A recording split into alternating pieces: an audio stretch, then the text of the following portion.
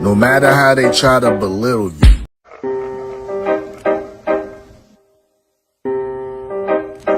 Y'all get an opportunity at the belt, but once again, we so blessed to fight him. Listen, we're giving you an opportunity. He got the belt. He got the belt. He came to y'all. He got the belt. He did not come to. That's what you say. He did not come. No matter how they try to belittle you, attack your character, create lies and false narratives, understand two things: we dress clean and we fight clean. Salute to the clean fighters. They claim that this community is so drug-free, but it don't look that way to me. And I started thinking to myself, man, what did he do to make them niggas that mad? Like usual suspects here.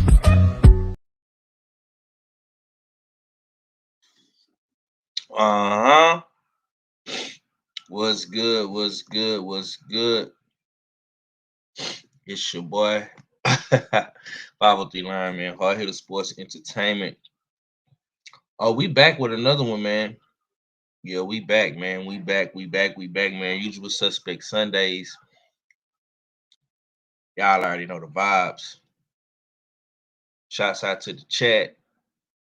Shouts out to the entire boxing community, man. Shouts out to the Six. Don't come up in here, smash the like button, subscribe, all that good stuff, man. We're gonna talk a little boxing. Apologies for the tardiness. You understand me? I hope everybody is having a great Sunday. Sunday fun day. You understand me? Yeah, man, it's going down. It's going down in a real major way. Salute to Cameron Fields in the building. What's good with you, sister? I appreciate you for being the first one in the chat, man.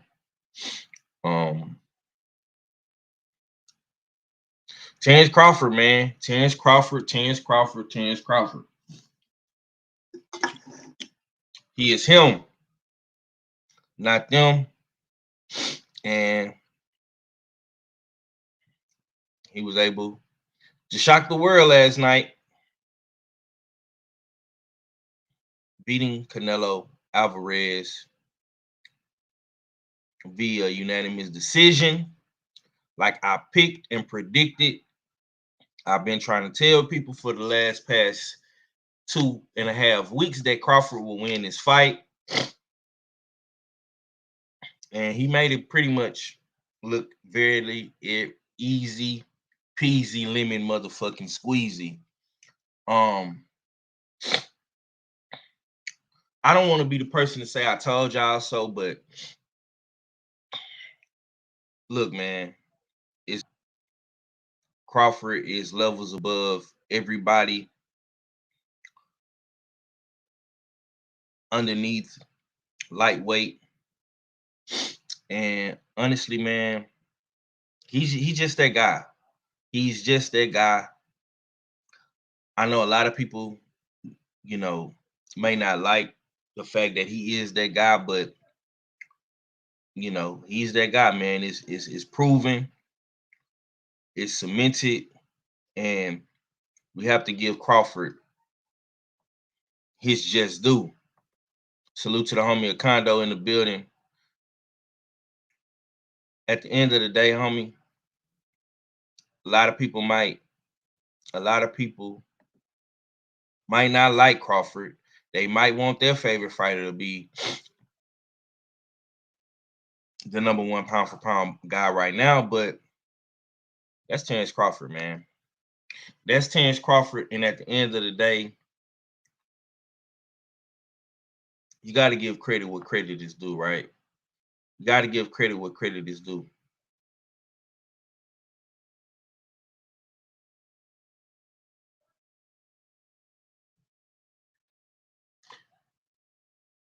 You got to give credit.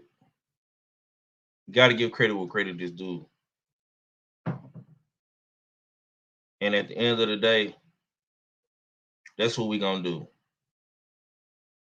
That's what we're gonna do today, man. That's what we're gonna attempt to do today. Back door open. And salute to everybody coming through, man. Smash the like button, man. Share the stream down right. It's the usual suspect team. I look, man. I'm loving the praise of Crawford. I know a lot of people tried to play the race game, but I really didn't want to get into that because in my mind, man, in my mind, it's like this, homie. When two fighters are in the ring, bro, being black, being Mexican, being Asian, being Latino, none of this shit really matters, bro. Inside the ring. To me, inside the ring, none of this shit matters, bro. What matters is skill set versus skill set, game planning and execution. And people was trying to say this and say that, oh, you only picking Crawford because he's black, or this and that. Look, bro, at the end of the day, homie, Crawford is a black man, yes indeed, but I picked Crawford because of his skill set, his speed, his footwork, his punching power, his defense, his IQ. That's why I picked Terrence Crawford. I never picked Terrence Crawford for anything more, anything less. And I picked the right outcome of the fight. I picked Terrence Crawford to win unanimous decision, via unanimous decision. That's what I picked. US6 season 2 fight pool. I picked Terrence Crawford to win via unanimous decision, right? So we have to give credit what credit is due. Crawford is that dude. He is the greatest of this era. Now, whether you want to put him like as far as the GOATs, that's a whole nother conversation. You know what I'm saying? That's a whole nother conversation, Salute to my brother Felix Nunez. Salute to Cameron Field. Salute to Raven Nation. Yeah, Bud is that dude, definitely, bro. He's that dude, bro. Yeah. So yeah, salute.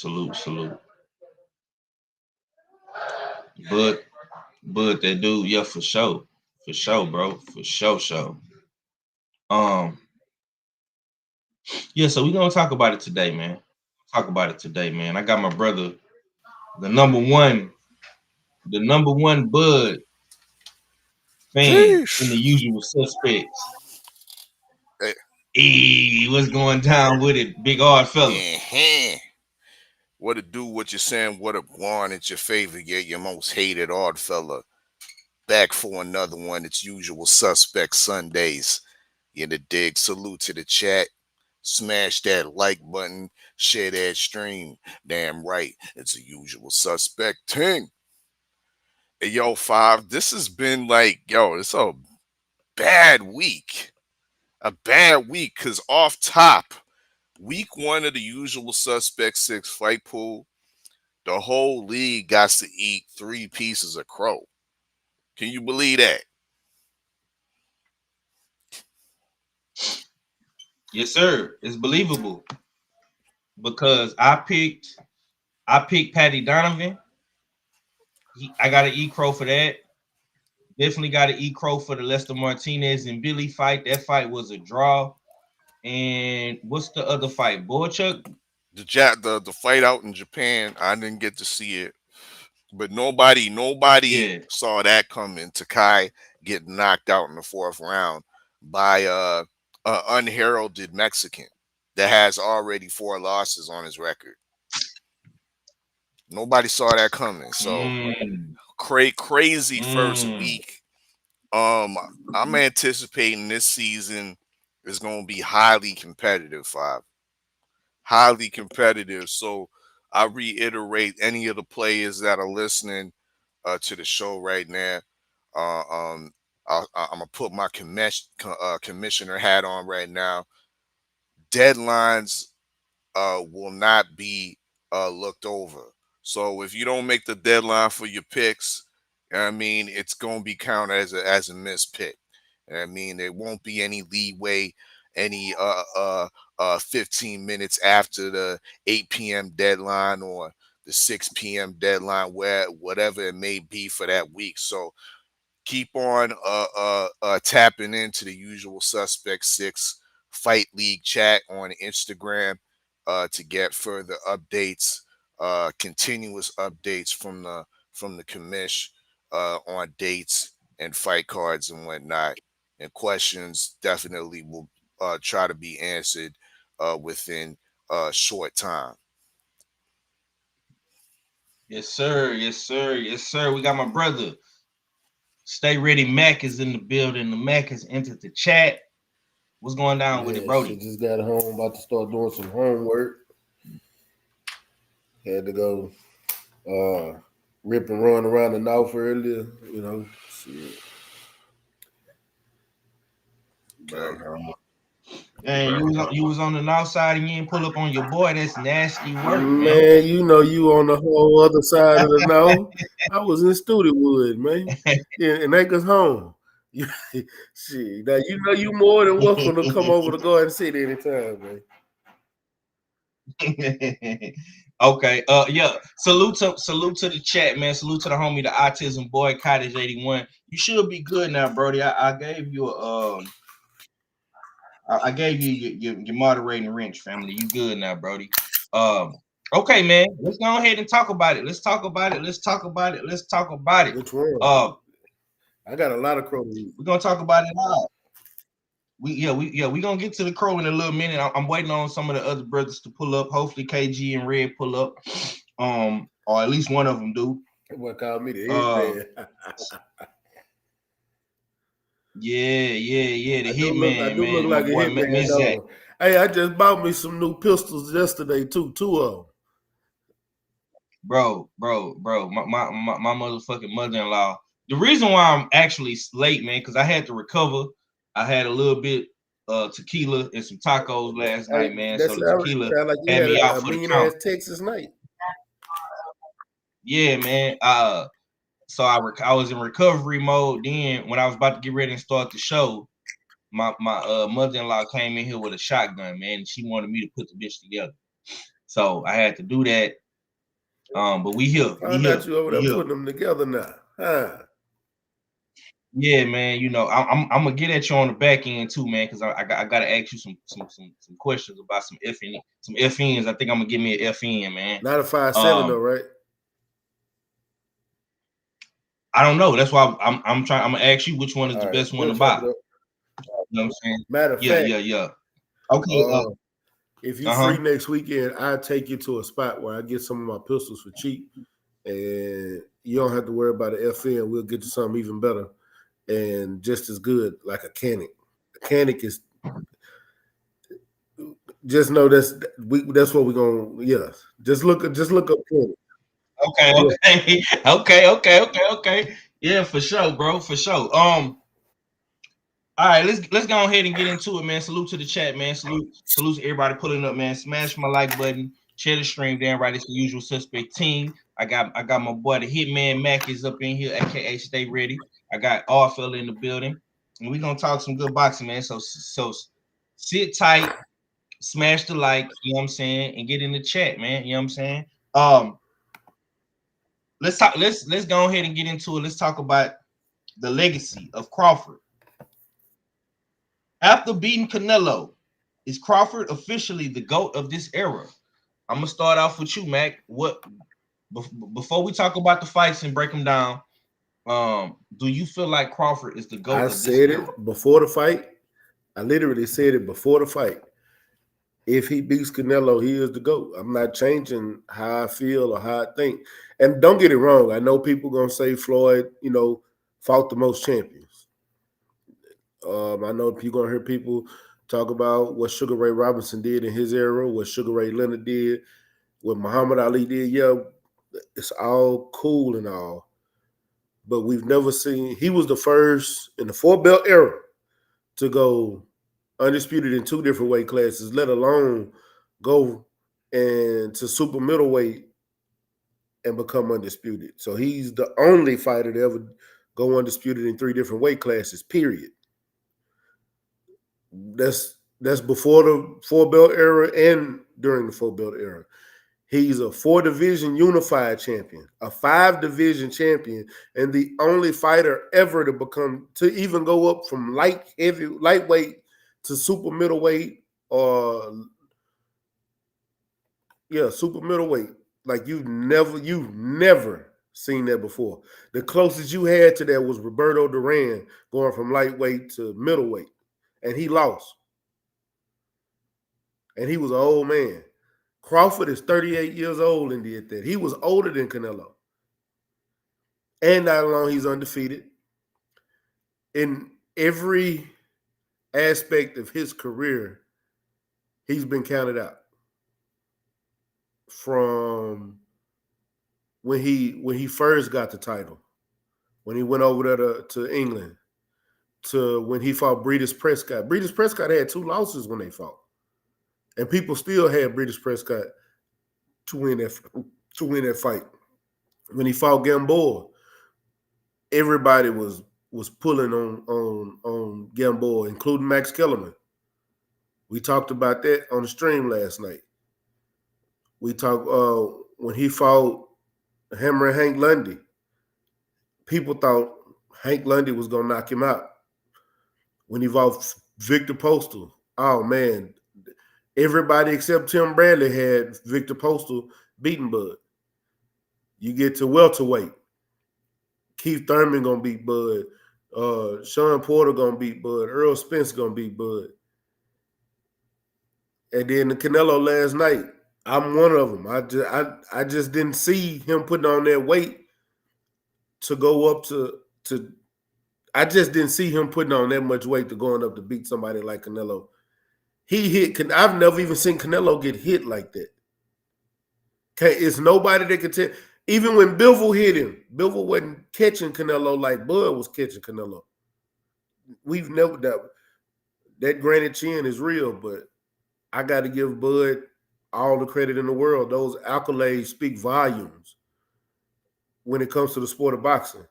Now, if you want to talk about the people he fought, that's cool. If that's how you want to rank your greatest of all time, or even in this era, the amount of people he fought. But we always talk about you got to beat the man that beat the man that beat the man. Well, he's been 4-time lineal in different weight classes. He beat the man that beat the man. He was the man that didn't get beat because he beat everybody in that division. He did that twice. Then he went up and beat the man that beat the man. He did that against Earl. Then he went up again and beat the man that beat the man. It's nothing else to be said. And then and I'm gonna throw one more thing at you. If Turk make this fight that he posted about today, with David Benavidez and he go up there and beat the person that Canelo ran from, it ain't nothing else can be said. I don't give a fuck what nobody said. I'll stand on that hill by myself. I don't care. In my eyes, he is the greatest fighter of all time, period. So whenever somebody asks me, well, who's the greatest fighters of all time? Terrence Bud Crawford, #1. Sugar Ray Robinson, Muhammad Ali, Floyd Mayweather, Roy Jones Jr. And believe me, I'm a bigger Sugar Ray Leonard fan, and you didn't even hear me say Sugar Ray Leonard because Bud knocked him out of the top 5. I'm a Sugar Ray Leonard fan. Hey, that's my favorite fighter of all time. Yeah. Okay. We definitely might have to offer. I've been talking about it for a little minute, man, but we definitely might have to do the usual suspect 6 GOAT list. I know we're gonna have to do our some. GOAT list is pretty strong, but yeah. we could revamp it. Yeah, we're gonna have to revamp it, man, and we're gonna have to revamp the pound for pound list, man. We might have to do that real soon. When the last time so Bud left just #1 keep that spot? So I don't know, bro. I don't. That's why I say this whole we gotta time. revamp it because I think Usyk was #1 on some people's list, if I'm not mistaken. I could be wrong, but to be honest, the last #1 the usual suspect had that wasn't Bud was Mel Charlo. So that was a while back. Yeah. Okay, Arthur. Let's come to you, man. Is Crawford in your eyes, in Arthur's eyes, right? Is Crawford, after beating Canelo, is he officially the GOAT of this era? And just to throw a little tidbit out there, Bud Crawford is now in the conversation with Henry Armstrong to be the only 3-time undisputed champion in the men's division. Henry Armstrong did it in the 3-belt era. Was it 3 belts when Henry Armstrong was there? I thought it was. It wasn't 3 belts. It wasn't 3 belts until the 90s.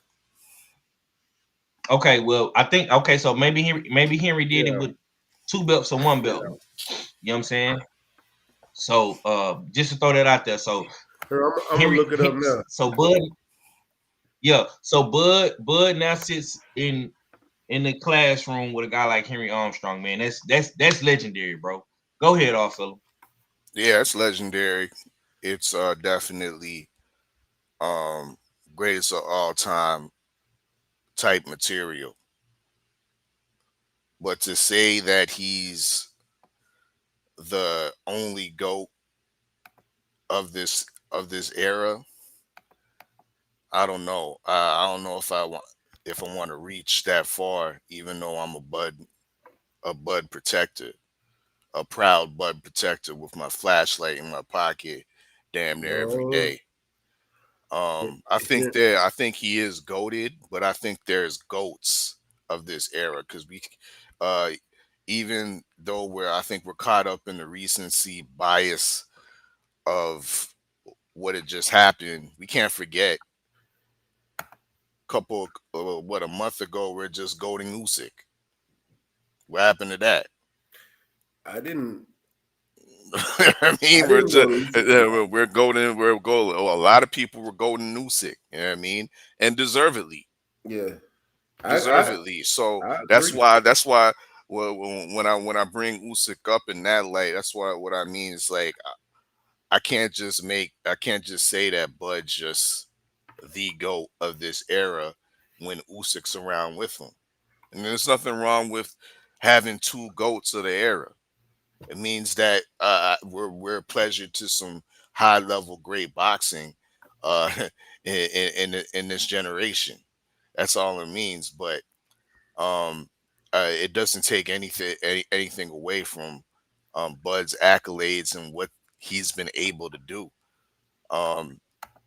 Being compared to Henry Armstrong is cool, you know what I mean? But at the same time, being once again a Bud protector, I'm gonna be real critical. You know what I mean? Real critical because these accolades are fine and dandy, but at the same time, there wasn't all that much heavy lifting going on with these accolades. So because niggas want to talk about, oh yeah, the 3 and 4 belt era. Well, in the 4 belt era, when collecting those belts, how many times did my brother Budrick collect those belts one belt at a time? It was essentially there on a platform. Niggas had to do the heavy lifting, and he came through and yoinked them belts up. Straight, simple, and plain. So we got to be careful when we compare guys like Henry Armstrong and others that have done the heavy lifting. But once again, not discrediting anything but is done within this present time. Because what he has done at his ascension of his career, at his twilight of his career, usually you see fighters go down in competition, take easier cherry pick type fights on their way out. But Bud seems to be increasing his level of competition. You know what I mean, we look at as pretty much when take away Avanesian, you look at Spence to Madrimov to Canelo. That's a strong three opposition right there for a guy that's on his way out the door. So can't take nothing away from him. He beat definitively the face of boxing in Canelo. He's, I think, validated his status in a fashion so much so that he's arguably on a higher level than Mayweather. He can look back on Mayweather and say Mayweather ain't did no stadium in Las Vegas. Mayweather ain't sold 70,000 seats in Las Vegas. So commercial wise, he's validated himself. Nobody can't tell me that anybody Bud wasn't a perfect dancing partner with Canelo to make that attraction what it was. To all the millions, billions of dollars that went in on the betting lines. That was Bud. You know what I mean? So all that summarized, all that put together, yeah, Bud's one of the GOATs of this era, but not the GOAT, but one of them. Yes, sir. Yes, sir. Yes, sir. Salute. We got a lot of people popping up in the chat today. I appreciate everybody for tuning in, man. Usual Suspect Sundays. Smash the like button, share that stream. Damn right, it's the Usual Suspect team. I see my brother Drew Titan LLC in the building. I see my boy Corey in the building. New Fat Boy Fitness in the building. I see Tay Tay in the building. Yeah, man. One Smash the time like for button, you, man. You know what I'm saying? Henry Armstrong was not undisputed. He had one lightweight belt and a welterweight belt at the same time. That was it. He wasn't. This was before it was multiple belts, and this was before it was like 140 division or the 130 division. It was 135 welterweight, 160 light heavyweight, heavyweight. That's how it went. And at that time, he had he was fighting. Got the lightweight title, and he had moved up to fight Lou Feldman, and he got the welterweight title, and he was holding both belts simultaneously, fighting in different divisions, going back to fight. I'm sorry, he fought Barney Ross and got the welterweight title, and he fought Lou Amber and got the lightweight title, and he was going back and forth between weight classes, fighting and defending those titles. And he fought Lou Feldman, defending both lightweight and welterweight titles. But yeah, he never had multiple. He had one title, and going back and forth defending those titles. Henry Armstrong never.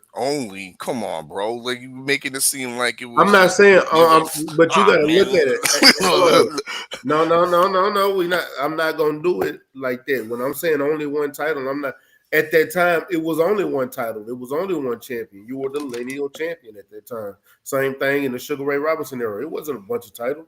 It wasn't even no WBC. It was one belt. That lineal belt in that ring, which they gave to you as that lineal, that's the belt you had. That's what you walked around with. That's what you had in that ring. You didn't have As a bud protector, I put higher credence on defending multiple belts on simultaneously in different divisions. But he only did that one time against Lou Feldman. The only time he ever did it, he defended his lightweight title and he defended his welterweight title. And Canelo's done that. And you just saw Bud beat the person that done that when he defended his 154-pound belt and 160 belt at the same time. Canelo did that. And Bud just beat the person that did that. Okay, let's let the good doctor KG come in and give his spiel, man. KG, how you doing, brother?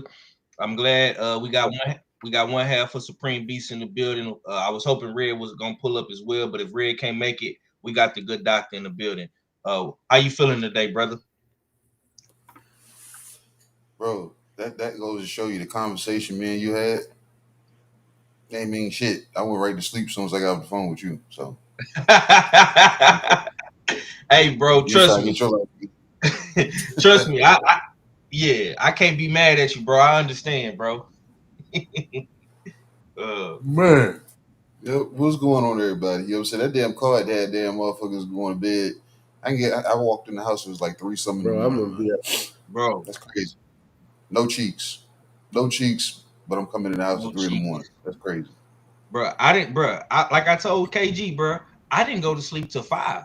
Like I had my homies at the crib watching the fight, bro. We literally talked maybe for 3-4 hours after the fight, bro. We just chopping it up. You know what I'm saying? So, yeah, man. So salute to Crawford and Canelo for creating them vibes. You know what I'm saying?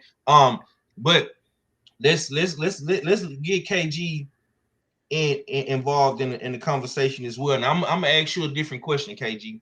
So my question for you is Bud the greatest pound for pound in history, moving up from 135 to 168? What's your thoughts on that, bro? You said is he the greatest? Is he the greatest? Is he the GOAT of what? Pound?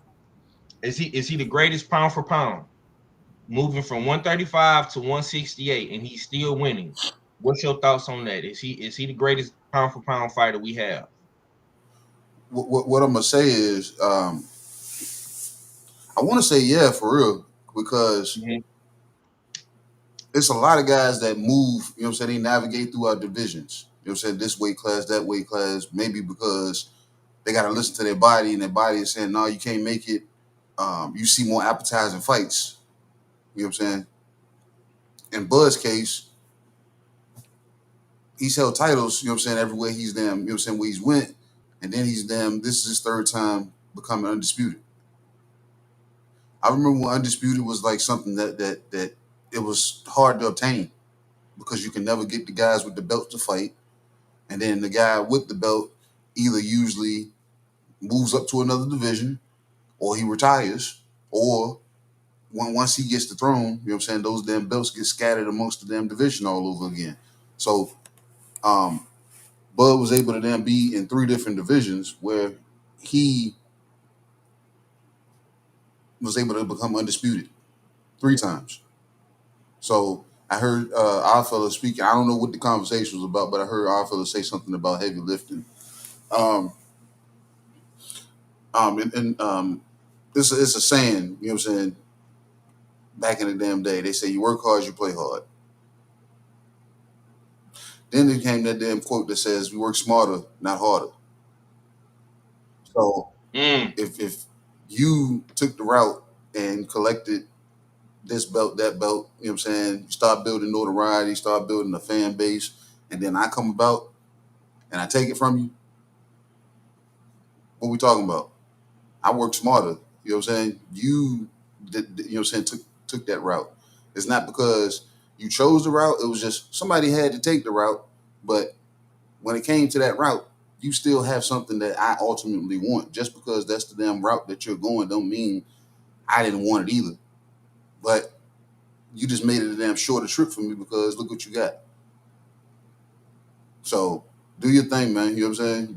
You can go the path that you want to go, but at the same time, if mine cuts through the field and you know what I'm saying intersects yours, so be it. You know what I'm saying? So fucking be it. It just is what it is. You in my division, you in my way. So Right. yeah. So like I said, I don't care how you got there. I love the damn least, you know what I'm saying, the road least traveled, you know what I'm saying, because can't nobody say they did it. And then these people have had, in between these fights, people that have had 1 to 2 titles, 3 titles, undisputed. They've had title defenses, and they've won. So who's knocking you? You defended your titles. You just came across me and just couldn't defend it. You couldn't hold on to it because I'm just better than you. So like I said, at the end of the day, the man that damn is best is always going to show, you know what I'm saying, it's going to show itself. You're always going to show yourself to be the best. I don't care if you damn went 50-0 or if I did the same thing that you did in half the time. Thought it's Paul working smarter, not harder. You know what I'm saying? Like I said, we can salute you for damn taking that hard damn path, but if you ain't got to, man, you know what I'm saying? What for? And Bud has proven that his skill set has damn it has held frame. That shit has held frame going to these damn divisions. Whether I damn went the long road, short road, mine still showed that your shit couldn't, you know what I'm saying, couldn't stop me from taking what you got. Or that you worked so hard for. Maybe the niggas that you fought wasn't that either. If everybody's saying if everybody's saying he fought nobody, what about the guys that everybody was championing? These guys were championing the hell out of fighters. Oh man, he's this. Nobody was saying those guys was fighting nobody. But as soon as Bud put hands on somebody, oh no, that nigga nobody. Or that nigga old. Or you called that nigga when he was no, why I gotta be an excuse? Because it was pre-excuses before. You too small, you too this, you too that. And he shows improve. So no. That's go to this era right here. He's the guy right now. He is that nigga right now. Like I love Usyk. I heard I don't like I said, I don't know why damn Alpha said Usyk, and I heard that name, but Usyk is great. You know what I'm saying? But at the same time, when it comes down to it, when people want to talk about this code and that code, why can't this be an American code right now? We standing with the motherfucker that's in America. He is the motherfucking GOAT. I'm not gonna give that shit to a nigga from the Ukraine or a nigga from Japan. You know what I'm saying? Shit. So yes. Yeah, stand on that shit. You know what I'm saying? Be proud to say this nigga is that nigga right now. Everybody else, as soon as when Usyk got it, nobody wanted to damn go, you know what I'm saying, go against the grain. When everybody else, nobody wants it. But as soon as damn Bud now is doing, do you think he is? The nigga is shown improving. Ain't nobody saying nah, hold up. Ain't nobody improving. saying he ain't no GOAT. I'm just disputing the fact that is he the only GOAT? That's what I'm questioning. You know what I mean? Because like I told Five, That's a told of Five a semantics, month man. ago, niggas was saying Usyk should be goated. So have we forgotten But I'm about saying, that? look, that's a question of semantics for real, man, because we got niggas in different divisions. So yeah, the niggas are goated, you know what I'm saying? But at the same time, if we want to talk about the accolades that Bud has eclipsed in America and being the damn guy that's been looked past and looked over and wanting people to be stepped on and be clowned for being top ranked Toby and all this other, this nigga has damn stood the fucking test of time. That's almost equivalent to Usyk being a road warrior. You've been getting kicked everywhere you go, regardless of where you've been doubted. You know what I'm saying? But Usyk can be champion for being a road warrior, for never being able to fight in Ukraine. He gets saluted. You know what I'm saying? But Bud, as soon as like every little thing, nah, man, Bud ain't this, Bud ain't that. Why are we still questioning this man? He's showing improvement every time he steps in the damn ring. So, like I said, he is the GOAT of this era. You know what I'm saying? But like I said, I understand what Odd is saying. Other divisions, yeah. But Bud has damn shown himself to be that nigga. People they keep trying to put stipulations against him. They want to hold, no, well, you ain't do this. Well, what about this? You ain't look good against Majimov. what the fuck does, like I said, it's always some kind of stipulation. And look, not even just Bud. Everybody want to say the black fighter. This is what the fuck that is. As soon as the black fighter daggone fucking damn does something, they didn't believe him. The nigga did it twice. Oh, we still don't believe. The nigga did it 3 times. You like, God damn. That nigga's the fucking GOAT. And I don't care. He beats Floyd too. I stand on that. I'm done. We stand on that.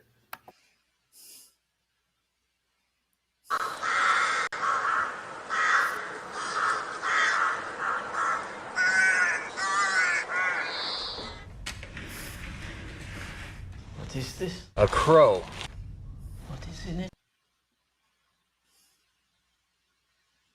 All right, y'all. My bad. I had to. Yeah, stand on I had that, to State. put the. My bad. I had to put the crow video in the in my scenes for restream. So apologies. You know what I'm saying? Let's take that off real quick. Let's take that off. Give me 1 second.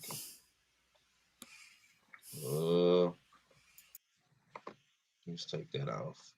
All right, my bad, y'all. Usual Suspect Sunday, man. US6 recap, the boxing recap, man. This is the podcast on Sundays, man, hosted by your boy, Hard-Headed Sports Entertainment, 503 line, man.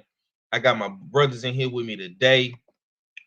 Jay Steele's the art fella, man, the mad scientist, man, the good doctor. KG, Tales from the B-side, man. Stay ready, Mac. Mr. Undisputed Smoke himself. You know what I'm saying? So y'all be sure to tap in with us, get in with us. And, you know, we're going to keep this conversation going. We have a poll that I created in the YouTube chat.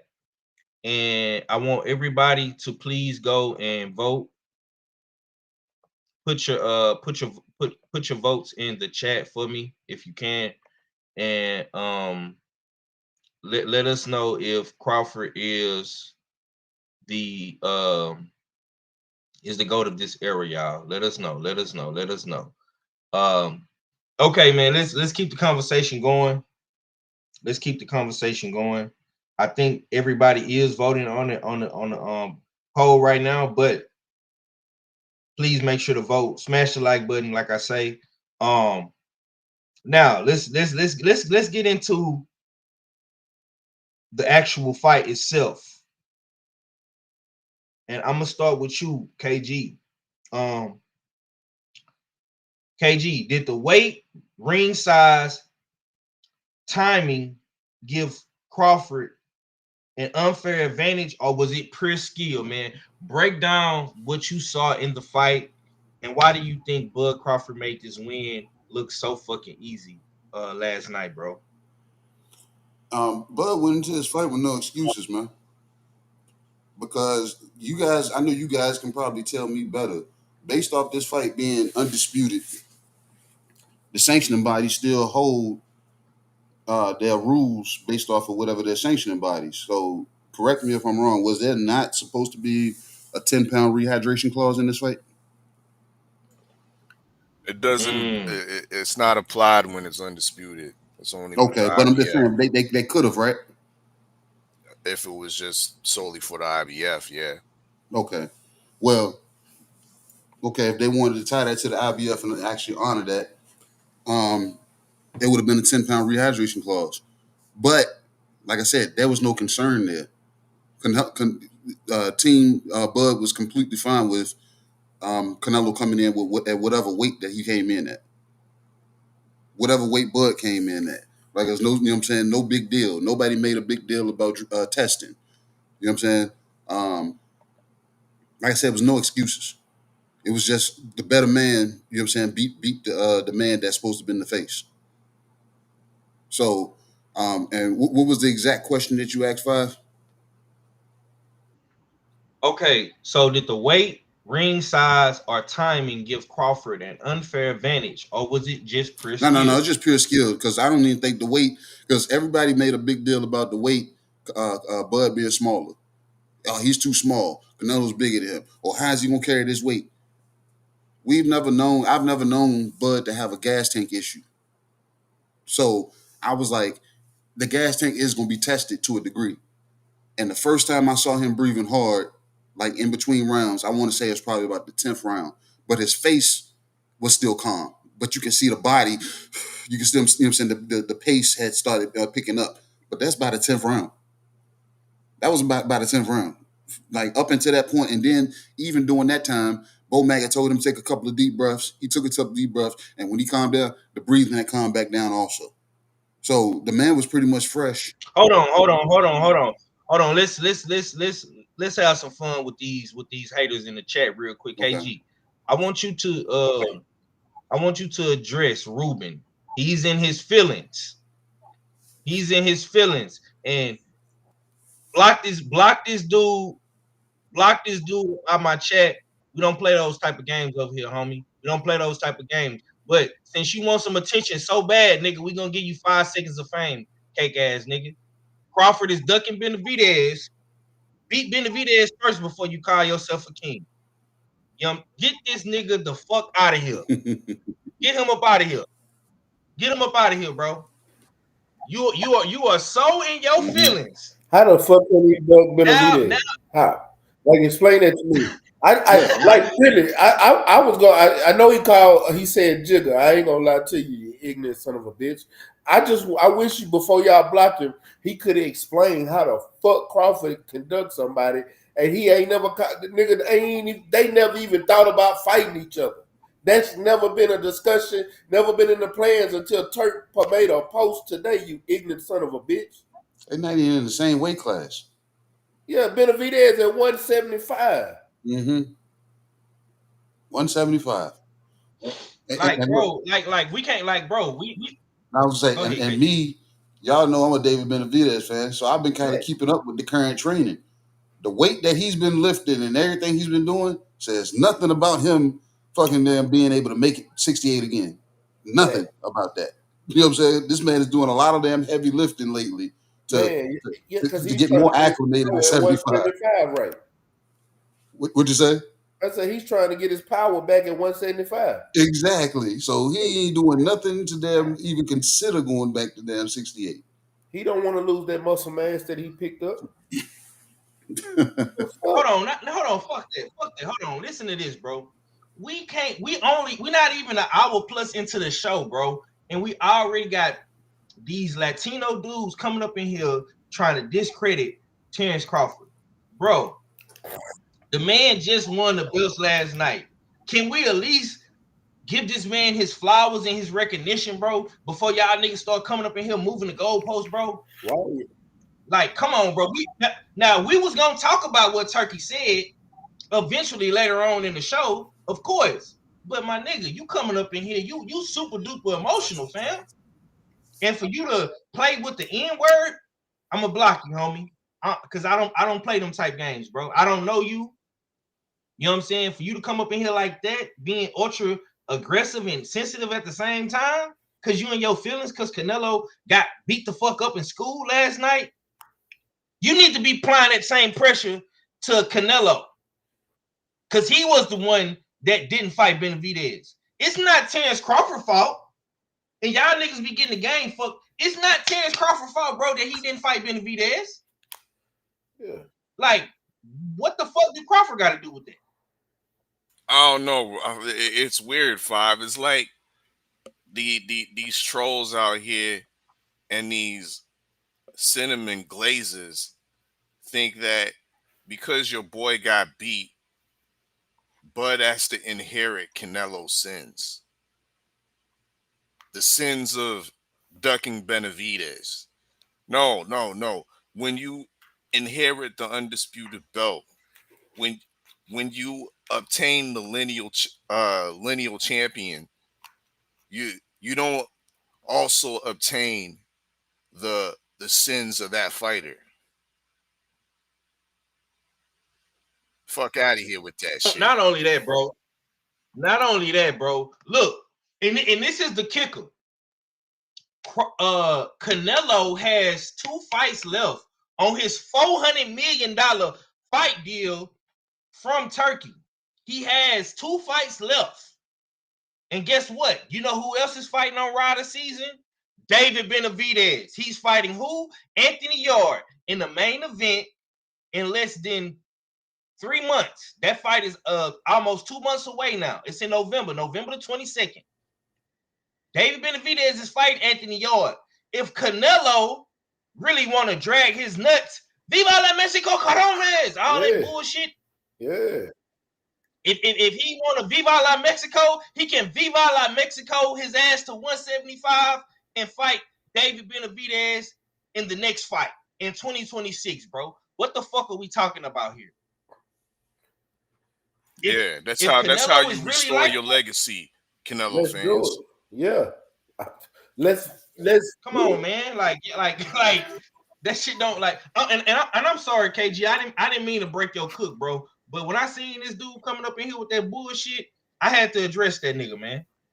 Fuck up out of here with that bullshit, bro. We giving Terrence Crawford his recognition, and we gonna fucking talk about the historic shit he did, bro. Y'all be so ready to discredit black fighters every fucking chance y'all get, bro. And I'm not letting y'all do that shit today. I'm not on my motherfucking channel. Y'all not doing that, bro. No. Cause all y'all niggas was coming up in here all last week and the week before that, talking about Canelo gonna whoop his ass and Canelo gonna do this and Canelo gonna do that. Canelo couldn't do shit, bro. He couldn't do nothing. I'm gonna be honest. I didn't give Canelo a fucking round. He got washed. I don't know how they gave him 3 rounds or whatever the fuck they gave him. I don't see how, bro. He got beat, bro. Go ahead, KG. My bad, man. I ain't mean to break your shit, bro. If you still remember what you were saying, go ahead, bro. Nigga, I stopped cooking and went to the corner store and got something to eat, man. I don't even know what the hell I was damn cooking. my bad, I don't even know what I was cooking no more. What was on the stove? I wouldn't even remember. Shit. You was talking about the fight, bro. You was talking about the fight. You said Crawford won off a pure skill. Oh, I guess, yeah. Maybe if I can figure it out from there. But no, he like I said, size didn't play a factor in this fight. It was all about positioning. It was all about them just knowing where to be. Like when you know what your opponent's, you know what I'm saying, strong points are. You know what, you know what I'm saying, what is considered their bread and butter. So if you know what that is, and I know for a fact I can't completely take it away from him, how do I smother a lot of this stuff? So I think once we got halfway through this fight, man, when Canelo was like loading up on punches, and I'm gonna just say this real quick. I'm cool. I was cool with this guy until Saturday night. Like I've you know what I'm saying, going along with a lot of what this guy said, you know what I'm saying, when it comes to calling fights or what they thought about fighters and everything like that. But Saturday night, man, Max Kellerman, man, he needs his ass whooped. You know what I'm saying? So throughout that whole night, you know what I'm saying, he was really, really irking me. You know what I'm saying? So, and it ties to what you're saying, Five, because if the fighters could hear exactly what the commentary was saying, I think Bud might have you know what I'm saying, he probably would have stole off on Max at the end of the fight. Like, nigga, you know I was hearing what the fuck you were saying for 12 rounds, right? No, I was just saying, bro, you was discrediting a lot of shit.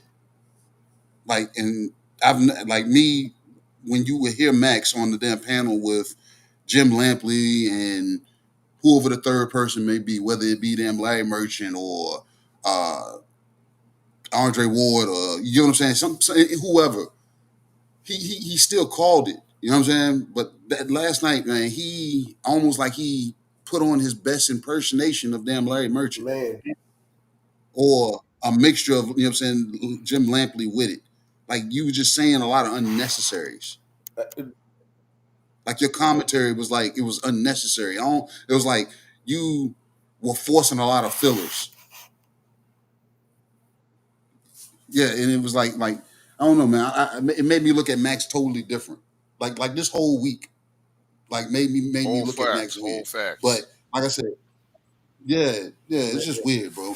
But if that played a factor in the fight, Bud still maintained, you know what I'm saying, the mental, you know what I'm saying, stability to them, still press forward. And bro, that is what staying the course with 36 minutes is.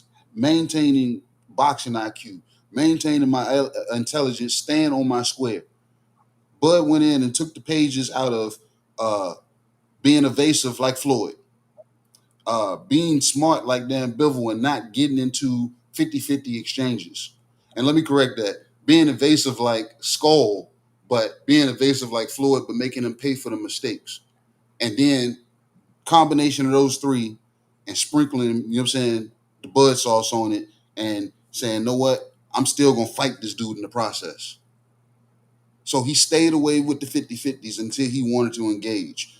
He was slippery. He made sure he got his head off the line. And when Canelo made serious mistakes, he made sure he made him pay. And he utilized the footwork so Canelo could never get his feet set. And every time Canelo, like the punches that y'all seen Canelo like land on Bud, and everybody's like, oh, look at his feet. Those were uncomfortable punches for Canelo because Canelo couldn't get his feet set. So the punches may have landed, but he wouldn't have been able to damn distribute anything beyond that because that motherfucker feet wasn't set and it was uncomfortable punches being thrown. That's why he never really could duplicate a lot of the stuff that he was landing. Like the stuff that Canelo was landing, he couldn't really duplicate it. Like the clean punches, not because Bud was there going, you know what I'm saying, showcasing a high level of skill. It was the fact that his feet weren't in the place that he was throwing that they did land the punches previously because they weren't flat. They weren't damn planted. They weren't set. So Bud made Canelo do a lot of what he didn't want to do. Y'all seen them when Canelo would get hit and miss. It almost like he was sucking his teeth. Like, nigga, really again? Again? It was irritation. That's that damn kid that, look, all four of us go to his house and we play all the games that he want us to play and we keep smoking his boots and every damn thing at his house. Now he tell his mama he don't want none of us to come to his house no more. That's damn Canelo. Canelo was that damn irritated that he was like, bro, you're not doing what I want you to do. That's what damn, like when tank teams say that they not going to do what I want them to do. That's damn Bud. Bud did not do what Canelo wanted him to do. He utilized movement that nobody, and I mean nobody, should be able to say that Bud was running because he was distributing a lot of offense with and before and after the movement. So he wasn't just moving. He was damn actually damn fucking not there to survive. He was there to damn beat the damn point out of Canelo that he couldn't get intimidation out of Bud. And Bud said, nah, not today, my man. Told you that competitive nature. This fight played out exactly the way I said this shit, man. I've been saying it. I said, Bud is going to beat this man with his brain. And he's going to be smarter than him. And he's going to damn wait till Canelo gets tired. And he's going to damn stay the damn course. And he stood there and he started fighting in the pocket with the man that everybody damn said he wouldn't be able to because you ain't never took no punch before. You too small. You too this, Bud. You ain't shit. Like his mama said, you ain't going to be shit when you grow up. You ain't, you know what I'm saying? Look. All that damn, you know what I'm saying, reverberates in your brain, and I'm not supposed to channel that into a damn fucking damn energy force? That nigga won't dead, bro. It could have been nobody in that arena. It could have been a million people in that arena. I think the same Bud would have showed up, and Canelo would have had to fucking figure some shit the fuck out. And he won't go figure it out. Because, like, you seen it. And look, I ain't never heard Canelo at the end of no fight say, bro, he was just too fast, too good, too this. I just couldn't. And then this motherfucker just out his own mouth said, bro, this motherfucker beat me worse than Floyd did. Hey, you know the comment he said that caught me is when they asked him, he said, what did Bud do great that really won in this fight? He said everything. He did everything good. I said, what? Everything good, goddamn it. Like shit. You never heard Canelo talk like that. He couldn't even be regular Canelo and say, oh yeah, he's a bitch, man. He ran from me. He didn't want to fight. No. Nigga, this nigga was whooping my ass. I just couldn't find him. And if Bud had more power, or I think Bud probably could have. But if Bud had more, and like I said, with the frustration setting in, if we had got a knockdown, hey, shout out to our fellow, we would have made a good. You know, me and him both would have made an extra 220. You know what I'm saying? But it didn't happen. You know what I'm saying? It didn't matter if it was Canelo. I needed somebody to get knocked down. Look, out of that, the way this fight was going, bro, it was so good that I was like, bro, that's the only thing that's missing. I didn't want nobody to get knocked out, but I was expecting somebody to get knocked down. I said somebody needs to get dropped. You know what I'm saying? But it didn't, and this is a fight that bro, I was watching it before I fell asleep. You know what I'm saying? But like I said, my body caught up to me. I nodded off, saw my phone, and I was like, man, where you at? So now I'm here. But nah, man, that was bro, that was the damn fight that when Red was asking, what are we gonna talk about on Monday, bro? That's your answer right there. Like Bud damn made it clear to us that even his fans are underselling him. We undersold this motherfucker, the damn Bud Protection Crew that damn our fella's the CEO of. He didn't expect them this shit to damn look the way it looked. He was like, yeah, I got plenty of money. Flashlight is out because listen, I remember probably a year and a half ago, I was telling niggas that Bud needs to go after Canelo. Huh? I was the one that was saying Canelo was ripe for the picking, low hanging fruit for a guy like Bud. Mm-hmm. This is years. Did you expect that performance though? Years back. Did you expect that performance though? What you think I put money on? Yo, I needed that knockdown, nigga. No. Look. You put the money on the UD. Look. You put the money on the UD. That's cool. But I'm saying, did you expect the performance? Like I said, the way it looked. Like, bro, the way the judges got it wrong. Okay. Yes, I expected a superior, dominant, clinical, masterclass performance from Bud. Yes, I anticipated that. But if you're trying to like check me on my fight pool pick, you know what I mean? My logic behind that is I was considering the corrupt judges that might be involved in this event. Okay. There was no corrupt judging in this that fight. That shocked the hell out of me too. To me, the cards were kind of close to be fair. 113, 115 is too close to me. I mean, I barely gave Canelo 3 rounds. I only gave him 3. Me too, bro. It's like in honesty, it's like the judges felt bad having to damn score the fight that way. That's what it felt like to me. It felt like, damn, we were trying to get this bitch to Canelo, man. We was trying to. Man, we did everything we could, but I had no choice but to damn give Bud these rounds, man. I had to. Come on, Canelo, don't give me cement boots and drop me in the bottom of the damn Pacific Ocean, man. Please don't, man. You know what I'm saying? They ain't had no choice. That's why them shits was so close. Now, if we had damn straight up judges, I think damn Canelo probably would have maybe got 2 rounds, if that. 2 rounds. And I'm trying to figure out which rounds because they said they gave him the first round. I gave Bud the first round. Like the first 3 rounds, like the house that I was at, they were scoring the fight, and they told me any draw round was an automatic Canelo round. You know what I'm saying? And I said, so y'all said the first round was a draw round. I'm like, nah, that was them. They was like, what you got to fight at? I said, I got it 3-0 right now. They said, nah, they said, nah, it's 2-1. Bud, because Canelo got the first round. I said, I don't see where he got the first round. Bud came out the gate with the jab. He came, look that right there. The fight was set in the first round. When Bud came out, maybe 10, 15 seconds into the first round, from the fight, from the rest of that round, he was trying to find the spot for the jab. Canelo landed 2 punches, maybe 2 or 3 punches that whole round, and they tried to say he got the round. Even the commentaries were saying, yeah, Canelo got that round. I'm like, how? Bud landed a couple of combos in that fight, and he was finding the jab. And when he found the jab, the damn jab was placed in place, and Bud had already found his range in the first round. Already found his range in the first round with the damn jab.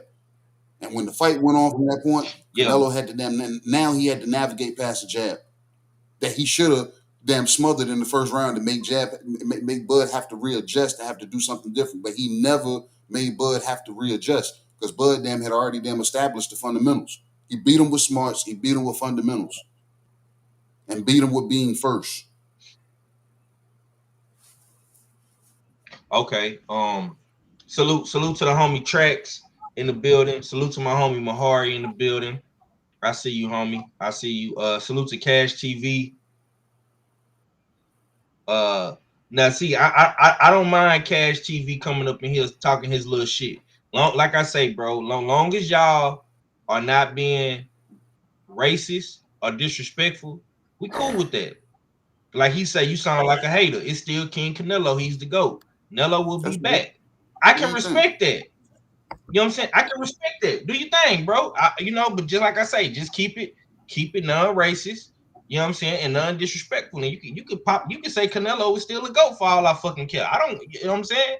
If that's how you feel, bro, that's how you feel. But you're not gonna be disrespectful and you're not gonna be racist, man. We're not tolerating no disrespect and no racism, none whatsoever. Okay, let me come to stay ready because Mac been a little quiet. I'm gonna ask you this question, bro. Based off the performance that you seen last night, and I appreciate everybody still being in the chat, being engaged and talking, because I know that there's a lot of people live right now on YouTube. You could be anywhere else, but you're here with the usual suspects, man. So I appreciate y'all. Let me ask you this, Mac. Based off what you seen in your analysis, right? Because you was one of the only guys to pick Canelo. Does this kill the argument that smaller men can't move up and win big? Hell no. It's never gonna stop me. It's never happened before. And then the fighters that's tried, you see what happened to them. But it's always, man, a one-off and an anomaly don't change the stripes on a zebra. Sometimes you got zebras that come out all white. You got zebras that'll come out all black. He's still a motherfucking zebra. And shit, sometimes them stripes ain't gonna change, man. And until you get all of it to just start happening on a regular basis, I'm not changing the way they look. Because if you go back and look at that fight, go look at that fight. It's no version of Canelo that you can look at and say could have beat Bud last night. Like like you go back and look at that fight. Look how Bud fought Canelo. It's no version of Canelo that could have beat that same Bud.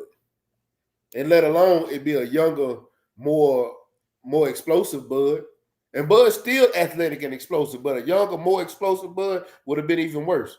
So you have that one off. That stylistic matchup was just a nightmare. Period. Things like that will happen in boxing. Roy Jones going from lightweight to heavyweight. The person he fought, it was no version of that fighter that could have beat Roy. But it was also other fighters that Roy didn't even try to fight. Like, for example, Floyd beat James Toney at 175, which was cool. But he did not fight James Toney when James Toney was a heavyweight because James Toney was a heavyweight at that time. You mean Roy Jones beat him? Yeah, Roy Jones beat him at 175, but Roy didn't try to fight him at heavyweight. Yeah. Because I think that would be, to me, that would have been a different outcome. Because that was a good fight then when you go back and watch that James Toney, Roy Jones. So I'm just saying, you have those moments, you have those stylistic matchups that you can put together and make a great compelling fight. But do I think other fighters can do it? No. Like, you're not finna tell me that.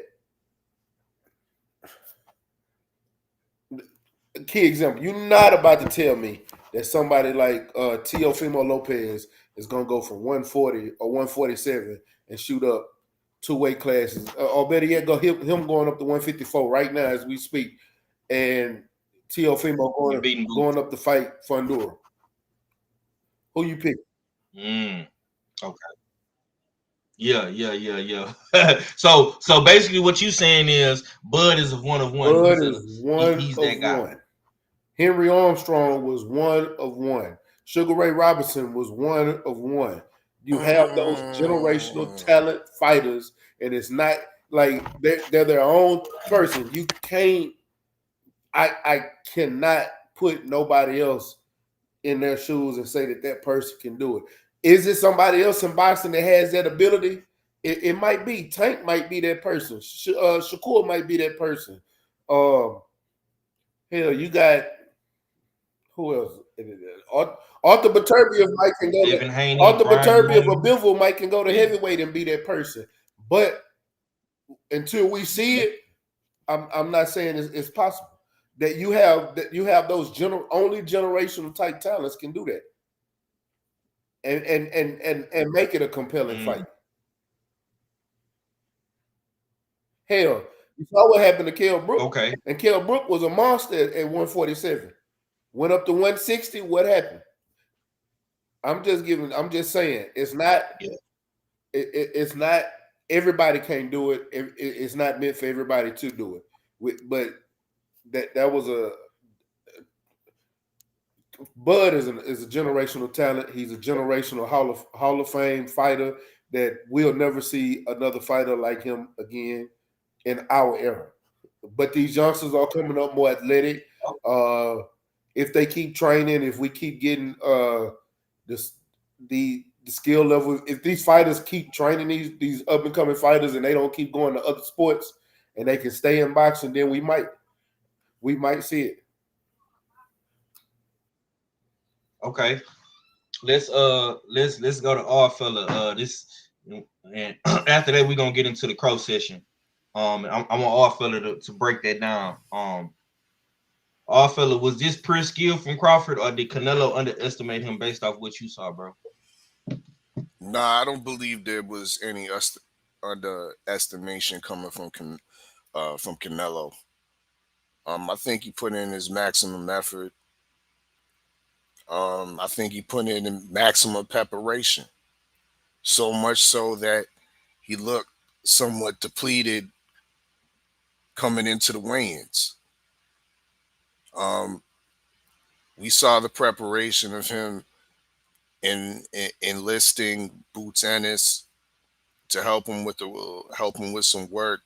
Of course, he had Nelly Hernandez, another great prospect in I believe in the middleweight division, or was a 154, one of the two. But the preparation was there from Canelo. That wasn't the question. The question is is the knees the same? Will he be able to be agile enough to maneuver and be active enough to match what Bud's bringing to the table? So that's a major question that I think that was looming over Canelo's head more so than him underestimating Bud. But yes, the skills reign supreme. We saw a masterclass performance in there from Bud. And it's funny, if his head sparring partner utilized more of the tactics that Bud applied in the Canelo fight, and now I'm speaking of Lester, he would have easily beaten Billy.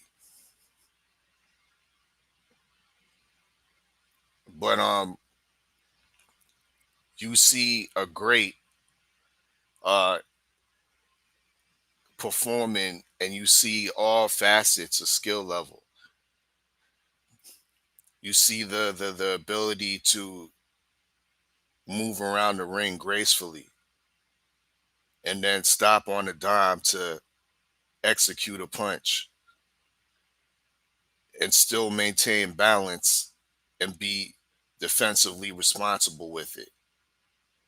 We see the ability to engage on the inside a little bit, being able to throw off rapid fire punches, rapid fire combinations, and not just punches that are just errant punches thrown everywhere, accurate, precise punches, touching the body, the head, touching Canelo within the gaps. The timing was on point. The pivoting was educational. It was an absolute masterclass from Bud, and he made Canelo look so pedestrian that the only thing we could say about the great Canelo, who is the so-called quote unquote face of the sport, is that he has a great chin on him. That's what we were reduced to saying by the end of the night about Canelo, is that he has a great chin on him. Because the master class was so clinical. All facets of boxing, Bud was able to apply that night. So, yeah, most definitely absolute great performance from him. And it validates him. It validates him big time. Once again, Okay. if it validates him for you, and I want to bring up the point too about Max Kellerman, because Max Kellerman was agitating me even before the fight, because I heard him say some shit about, well, ain't nobody know Terrence Crawford. Another big time media or mass boxing media trying to discredit Terrence Crawford. But but I question that, because if ain't nobody know who Terrence Crawford was, why was it in an Allegiant Stadium? Why did 65,000 people show up? Why did I know 3 people in the province in Ontario, which is north of the border? Huh? Why do I know individually they drop $1,000 on Terrence Crawford if this nigga ain't known nowhere? Tell me that, Max. Validation, my brothers. Validation for Bud Crawford. The skills were already validated, but now commercial wise, he's validated as well.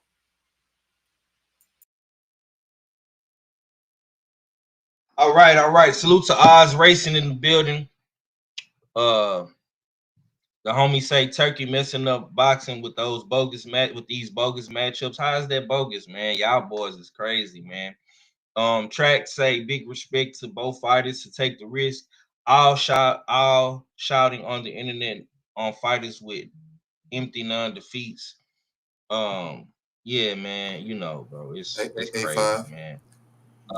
Bud came out Yeah. that bitch with the damn with the guitar case, the Desperado guitar case, and I've never really like when the movie was out, I wanted those damn those Ruger KP90s. I wanted them, and then I shot one, and I'm like, yeah, Desperado different, because these damn triggers are too goddamn too heavy to be damn, you know what I'm saying, getting off the way he was getting off in the movie. And that's what Bud came suited and booted with. He came with them 2 damn Ruger KP90s. And he made it damn fucking damn god damn. He made it damn, you know what I'm saying? He made it look like the damn barroom scene. Like he made them guns look efficient. He pulled out there with the 1-2s. You know what I'm saying? It's just calculated, bro. Like Desperado had that damn guitar case full of guns, but those damn 2 Rugers was the go-tos, and that's what damn Bud showed up with, man. Nah, all facts, bro. The homie Oz says that he wasn't known before this fight. Among non-boxing fans, you're a fucking lie, bro. You're lying. You're lying, bro. if you didn't know about Crawford when he fought Earl Spence, I mean, for non-boxing fans, I mean, come on, bro.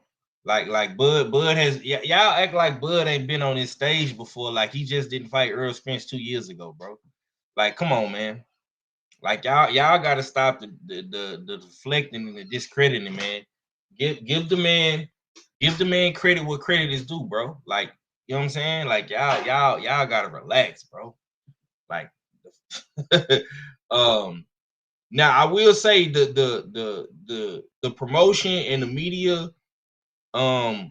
exposure that he got in this fight, yes, it was bigger than Earl Spence, but at the same time, a lot of people knew about Crawford, man, doing that Earl Spence and Crawford shit, man. You know, so I'm not gonna agree to that, bro.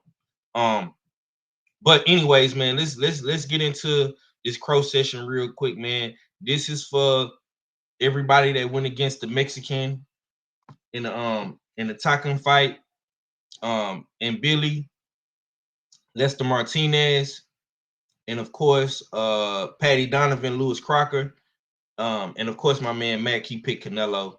And this is for all you niggas that pick Canelo. All you niggas that's in this chat talking crazy, this for y'all.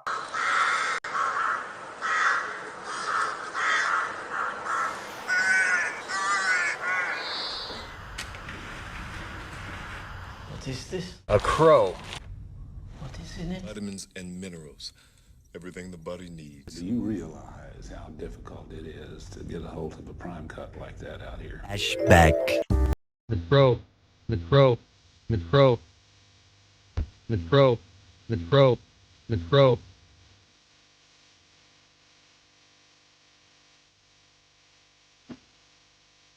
It's a usual suspect pick. Shut the fuck up and eat that shit. Can't we resolve this conflict without anger? Oh, that's nasty.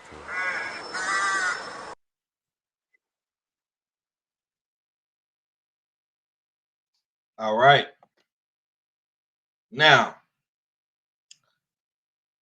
that's for all the crow for the crow eaters out there that got to eat crow on this Sunday evening. All fella, man, can we get to the that crow? nigga stay ready double service, man. That nigga ain't standing on code, man. He ain't go with the brother. Damn, I don't get double service. I get regular service like y'all. Yeah, that nigga durable stubbornness because he ain't want to go with the brother, man. He ain't want to stand on. Oh, I don't want to hear that because y'all didn't go with the brother in the Martinez fight. That's your damn, you know what I'm saying? That's your damn problem. I went with the brother in the Martinez fight. Yeah, you still had to eat crow for that because it was a draw. So y'all had to eat winner or loser. Yeah, we all ate it wasn't a winner or a loser.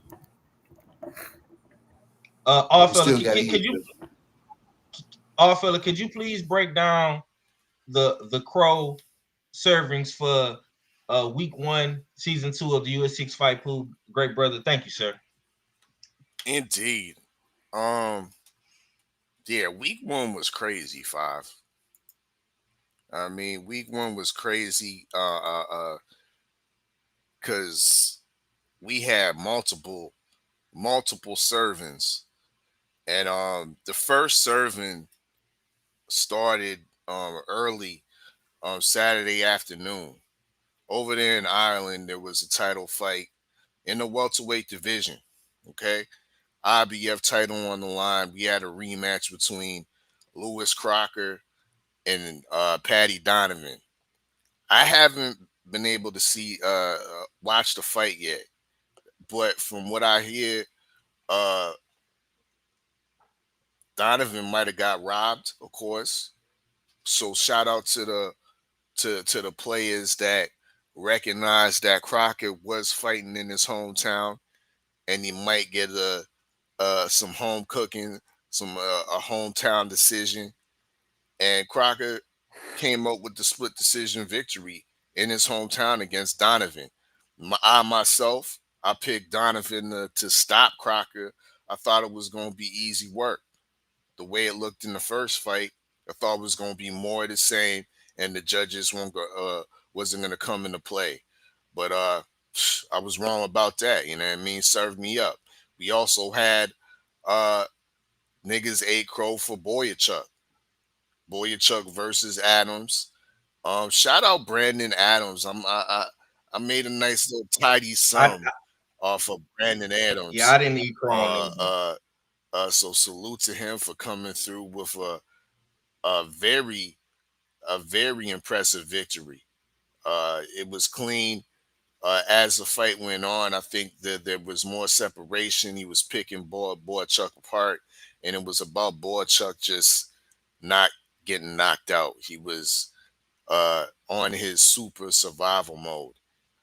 Everybody ate Crawford and Billy and Martinez, Lester Martinez, fight of the night. Uh, Great fight, and it was a shame that this fight was put on before Vargas and Callum Walsh. That was absolutely disrespectful. But it ended up in a draw. I had some money up on let my boy Lester, you know what I mean, and I thought I was gonna get that money. And according to the judges, or that one judge, he had it 95-95. Utterly ridiculous. I thought Martinez definitely did enough to edge out the victory over in Billy, but it turns out to be a draw. Ain't nobody picked a draw in the fight pool, so we all had to eat crow on that shit. And the last Yeah. go ahead. Real quick, because Queen put this in the chat. She say we don't have to eat crow for a draw. Can you please address that, sir? Yes, you do have to eat crow for a draw, my queen, because if you have the choice to pick a draw and you didn't, therefore, and the outcome happens that it does become a draw, therefore you have to eat crow if you didn't pick that. Queen, do you know how many times I've eaten crow on the beltway for picking draws and not getting it? Do you Well, hence the reason. Oddfellow has got eaten crow for picking draws and not getting it? Listen, Mac. Hence the reason why if you pick a draw and it comes out to be a draw, it's the biggest points you can get, which is 4 points. I mean, come on, Queen, you acting brand new. So we definitely put a heavy stake on if a player picks a draw. But regardless, if it turns out to be a draw out of nowhere and you ain't pick it, that's still eating crow. Community crow for everybody. I mean, I don't know why you trying to weasel your way out of community crow. Everybody got to eat it. Everybody eating this. Go get you some Sweet Baby Ray's, or go get you some KC Masterpiece, or go get the best barbecue sauce in Atlanta. Put it on that crow and eat it. You can use Lowry seasoning, Tony Chachere's, Old Bay, whatever you need to make it taste good for you. But you finna eat this crow with us. Yeah. Yeah. Got the plates out, paper plates okay, out. Okay. Our last one, we got last crow. We got Takai against Jimenez Medina. Now this was a total shocker as well. I had Takai knocking this guy out. I didn't think Jimenez was ready for that flight. I thought he was one of those Mexicans that was just going to be flowing over for a showcase on a New Way undercard. And boy, was I wrong.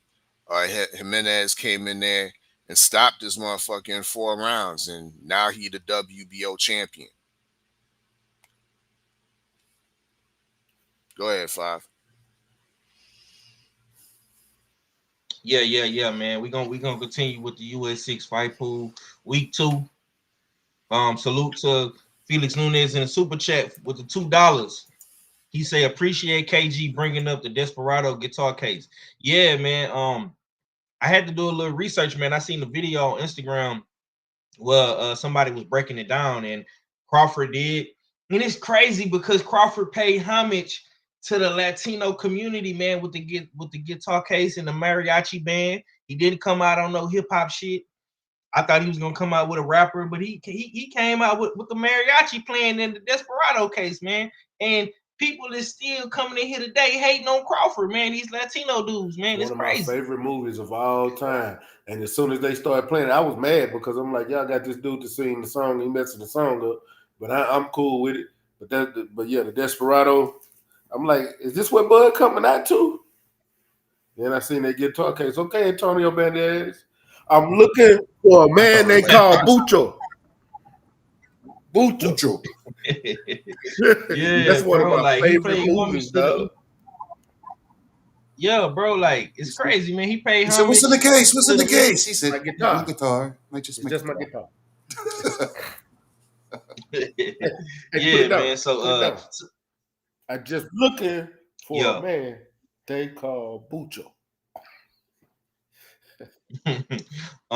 Yeah, so salute to Crawford for that, man, and salute to you, Felix, for the support, bro. I appreciate you, bro. Real quick, Okay, man. on We Desperado, are it's the first time we saw Selma Hayek titties, and I love Selma Hayek to this day. Love her to death. Oh my God, and she's still. Yes, Lord. Yeah, man. So yeah, salute to Felix for that. We're gonna get into some usual suspect reacts real quick. This first video I got pulled up is Crawford post-fight reaction, and this is him doing interviews with the media. So let's get into it. The same thing, I'm gonna sit down with my team, and we're gonna discuss what's next in the future for Terrence Crawford. And who knows? I might go down to 160. My gut say the same thing, I'm gonna sit down with my team, and we're gonna discuss what's next in the future for Terrence Crawford. And who knows? I might go down to 160. All right. So Crawford just said that he might go down to 160. Who knows? And this is on Ring Magazine's official Instagram page. And of course, man, Jana Beck is right there in the comments with the check mark, like, welcoming Terrence Crawford to the 160 division. Let's go to you, Stay. What do you want to see next from Terrence Crawford? Do you want to see him at 160? And how do you feel about a fight versus him and Jana? At this point, I don't care what Terrence Crawford do. Not as far as being like, I'm not being mean when I say that. I'm saying at this point, Terrence Crawford can ride off in the sunset, and we're not gonna think no different of Terrence Crawford.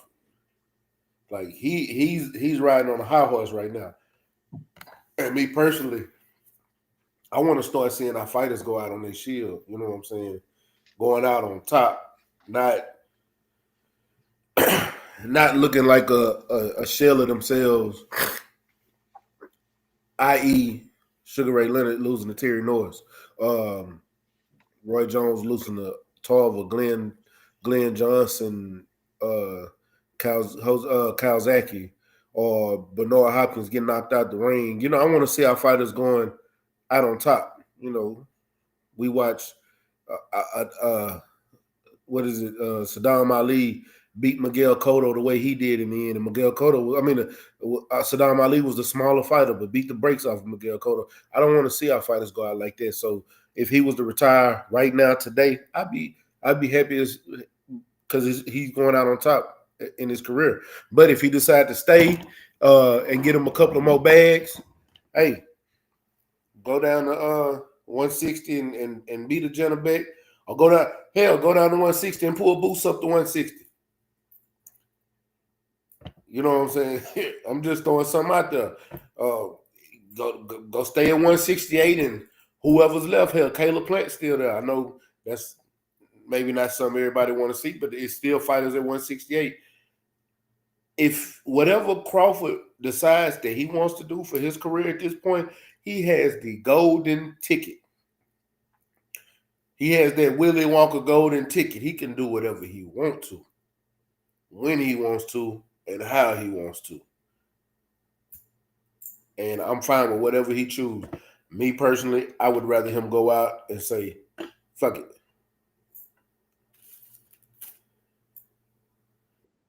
Okay. KG, what you got, man? Crawford hinted at going to 160. You gonna sit down and talk with the team? You know what I'm saying? How do you feel about him going to 160? We see Janet Beck in the comment section welcoming that fight, man. What's your thoughts on that, bro?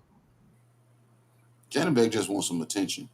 You know what I'm saying? Ain't nobody damn been scared of COVID since, you know what I'm saying, for a minute. So the Janabek variant, you know what I'm saying, is Yeah. in the same goddamn boat, goddamn it.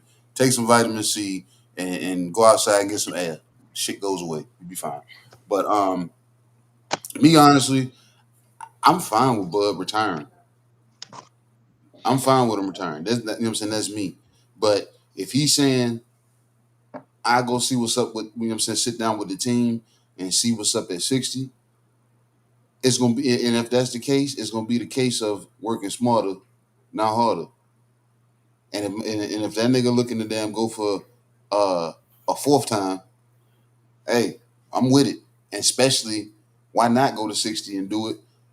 We've all on this damn panel at some point in time saying how dry and dead 60 has been. Go ahead and bring some daggone fucking, you know what I'm saying, bring some flair back to it. Or let it be damn still a dry division since people still want to, you know what I'm saying, be under the impression that they don't know who Bud is. He still ain't nobody. He ain't the face. He don't sell. He ain't got no charisma. He ain't got that. Then go ahead, go on to 60 where it's quiet at, Bud, and draw some attention there and see if you can do it for the fourth time and do it before you turn 40 and go ahead and roll out. But I'm cool with him retiring right now, Five. Yes, sir. Salute to the homie Big Joe Townsend in the building. What's good with it, bro? Acondo says, he says, I personally think Bud should retire. He's 38. Okay. All fella, what say you, man? Two of your favorite fighters, man, Janabek, Crawford, man. We see Janabek in the comment section welcoming Crawford to the division. How do you feel about Crawford hinting at possibly going to 160? I'll respect due to Crawford if he does indeed attempt to go down to 160 and challenges the likes of the Janabek variant, who's the current unified middleweight champion, the unofficial lineal champion at 160. Um, if Bud attempts to take that route, all praise is due to him because that's what I deem as a very tough fight, a high risk, low reward type fight. But ain't nobody want to see that shit. You know what I mean?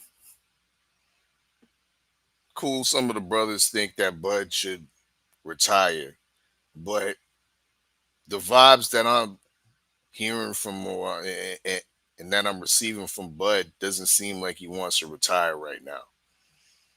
I mean, I think he still wants to be active, but active for those big money fights. And I think there's some big money fights that can be produced in his future, in his near future, most definitely. And I don't think it's going to be at 160 with Janabek. I think it's more likely to be a crossover fight with the number one pound for pound UFC guy in Ilya Taporia, who, funny enough, has a boxing style. So would very much uh match up nicely, being that Ilya has a very great popularity in the UFC. Popularity uh across Europe as well. So Dana White was the promoter of this fight with Canelo. Dana White is the representation for Turk, and Turk has been financing Bud's last, what, 2, 3 fights. So it might not be out of the realm of possibility that Turk invests, Dana puts this fight together across crossroads type fight together for a big bag, Bud versus Ilia Topuria. We already see them chirping back and forth on the internet already.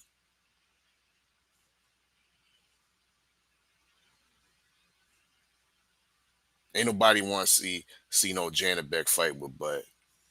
That's my take.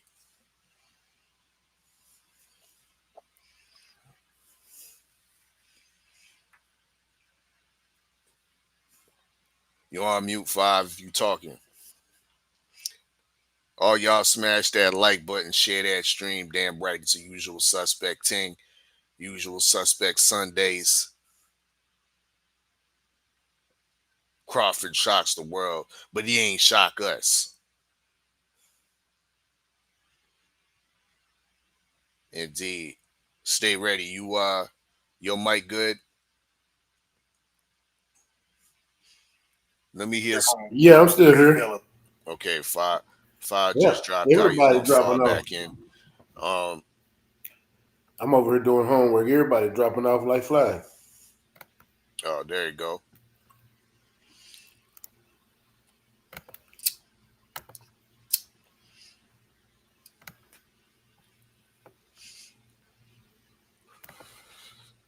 And we still having trouble hearing you 5. Yeah, brother.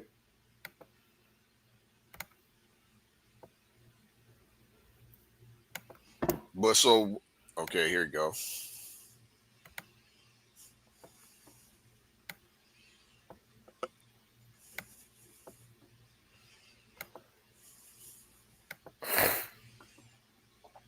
Nah, we still don't hear you 5.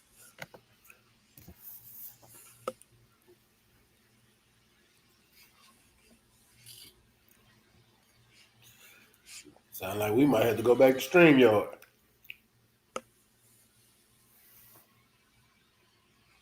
Where you think you should go from here? You still feel that you should retire? Yeah, me personally, I'm not gonna lie to you. I do. You don't like that? You don't like that crossroads fight though? With who? Ilia Topuria? Nah. Because I'm gonna tell you what. Because they in and around the same weight, really. Yeah, but Topuria only by what 5'3", 5'4". Stop it, bro. You at least 5'7", 5'6.5" or something. That man short as hell, and Bud would it's not even that's somebody Bud would sleep within the first 3. Can y'all hear me now? We can hear you loud and clear. Let's go 5. Okay. Let's go. We back. Okay. I don't know what's going on with my laptop, but yeah, I appreciate y'all holding it down. Me myself personally, man, I love seeing shit like this. The fight fan in me definitely don't want to see Crawford lead the game, but if he does decide to lead the game, I understand. You know what I'm saying? But let's close the show out with this, bro. We're gonna get into the tweet that Turkey put out, man, asking can Benavidez still make 168, and this has sparked the interest of the Latino fight fans and the Mexican fight fans, and we seen a lot of people coming in the chat earlier talking about Benavidez, and we heard my boy Stay allude to it earlier about the Benavidez shit as well. Yeah, so we're gonna end the show on that note, bro. I'm not mad at Turk, man, because Turk is making all these fights happen, bro. A lot of shit that we getting right here, right now, bro. In this era of boxing, bro. In this 2020 era of boxing, we like what mid 2020s. We 2025 now. And Turk has been playing a key role in making a bunch of these fights happen, like we seen last night, like we seen with Shakur, Devin Haney, Tiafimo, all these guys, man, all them guys that's over there at Rider Season getting it in, with the Zone and Netflix and stuff like that. But Turk posed the question that could Benavidez still make the weight. I'm not able to share the screen to pull it up where people can see it, but we all seen the tweet. So let's get into that real quick. Mac, you're a David Benavidez fan. You alluded to it earlier, bro. Is that something that you want to see, or do you think Turkey is doing too much? I think Turkey's trying to get some money. Turk is giving us those dream fights that we always wanted. That's all Turk doing. It's like he's a kid with money and making big fights. Like, ooh, I wonder if he can beat this dude. Let's see if they'll take the money and see if they can make it happen. I don't want to see that fight. I don't. Because that means you have to drain Benavidez to go down to 168, and I damn sure don't want to see Bud go up to 175. I know he looked good at 168, but I don't want to. If anybody can do it, it would be Bud, but I don't want to go through that in my head again because, like I said, I'm thinking logic. I'm not thinking like Bud is an anomaly. I can't pick against Bud no more ever. Like it's no way possible. And then I don't want this to. Whoa! You're not gonna pick hypothetically if that fight was to happen, you're not picking Benavidez, bro. You can't lie. You can't lie to me and tell me you're not picking Benavidez, bro. Come on. I'm not picking against Bud. Man, number one and number two favorite fighters. I'm not picking against Bud. But at the same time, I can't put myself through that. If y'all ask me, I don't know.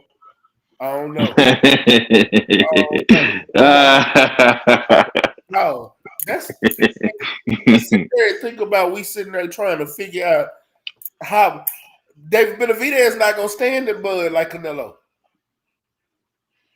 David Benavidez also know how to fight going backwards. Every time Bud pushed Canelo backwards, it's like he lost his footing.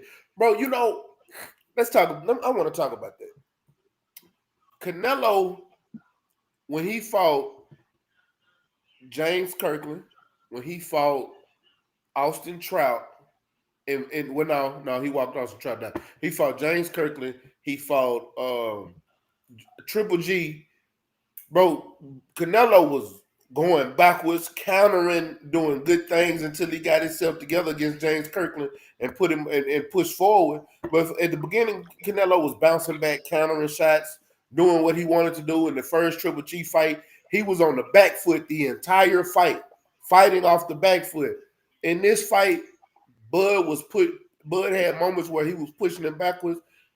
Canelo was losing his feet, and he forgot how to box. And I'm looking at it and I'm like, nigga, David Benavidez is still young and knows how to move his feet. He knows how to fight on the back foot. He knows how to fight going forward. Now I got to sit here and try to figure all that shit out again. No, I don't even want to analyze that. No. We know David Benavidez fight punching in great combinations, 6, 7, and 8 punch combinations. But we also know those are the times where fighters get knocked out too. When they get comfortable throwing those type of combinations, they leave themselves wide open. And you got somebody like Bud that'll knock him out. But you also got somebody like Bud. I never seen him fight somebody like David Benavidez. But then you beat David brother. This will be a whole new storyline. Oh, David Benavidez coming to avenge Jose Benavidez fight. Then you're going to have that beef with Jose there talking his shit again. Like that, man. I ain't going to even put myself through. Hold on, real quick, Stay, before you get off the mic. I want you to address this comment. The homie Mr. Vegas said styles make fights, and I think Boots can still beat Bud. The best match up is that fight. What weight class, yeah? What weight class? Because I'm gonna be real, bro. And Stay Ready alluded to this earlier, bro.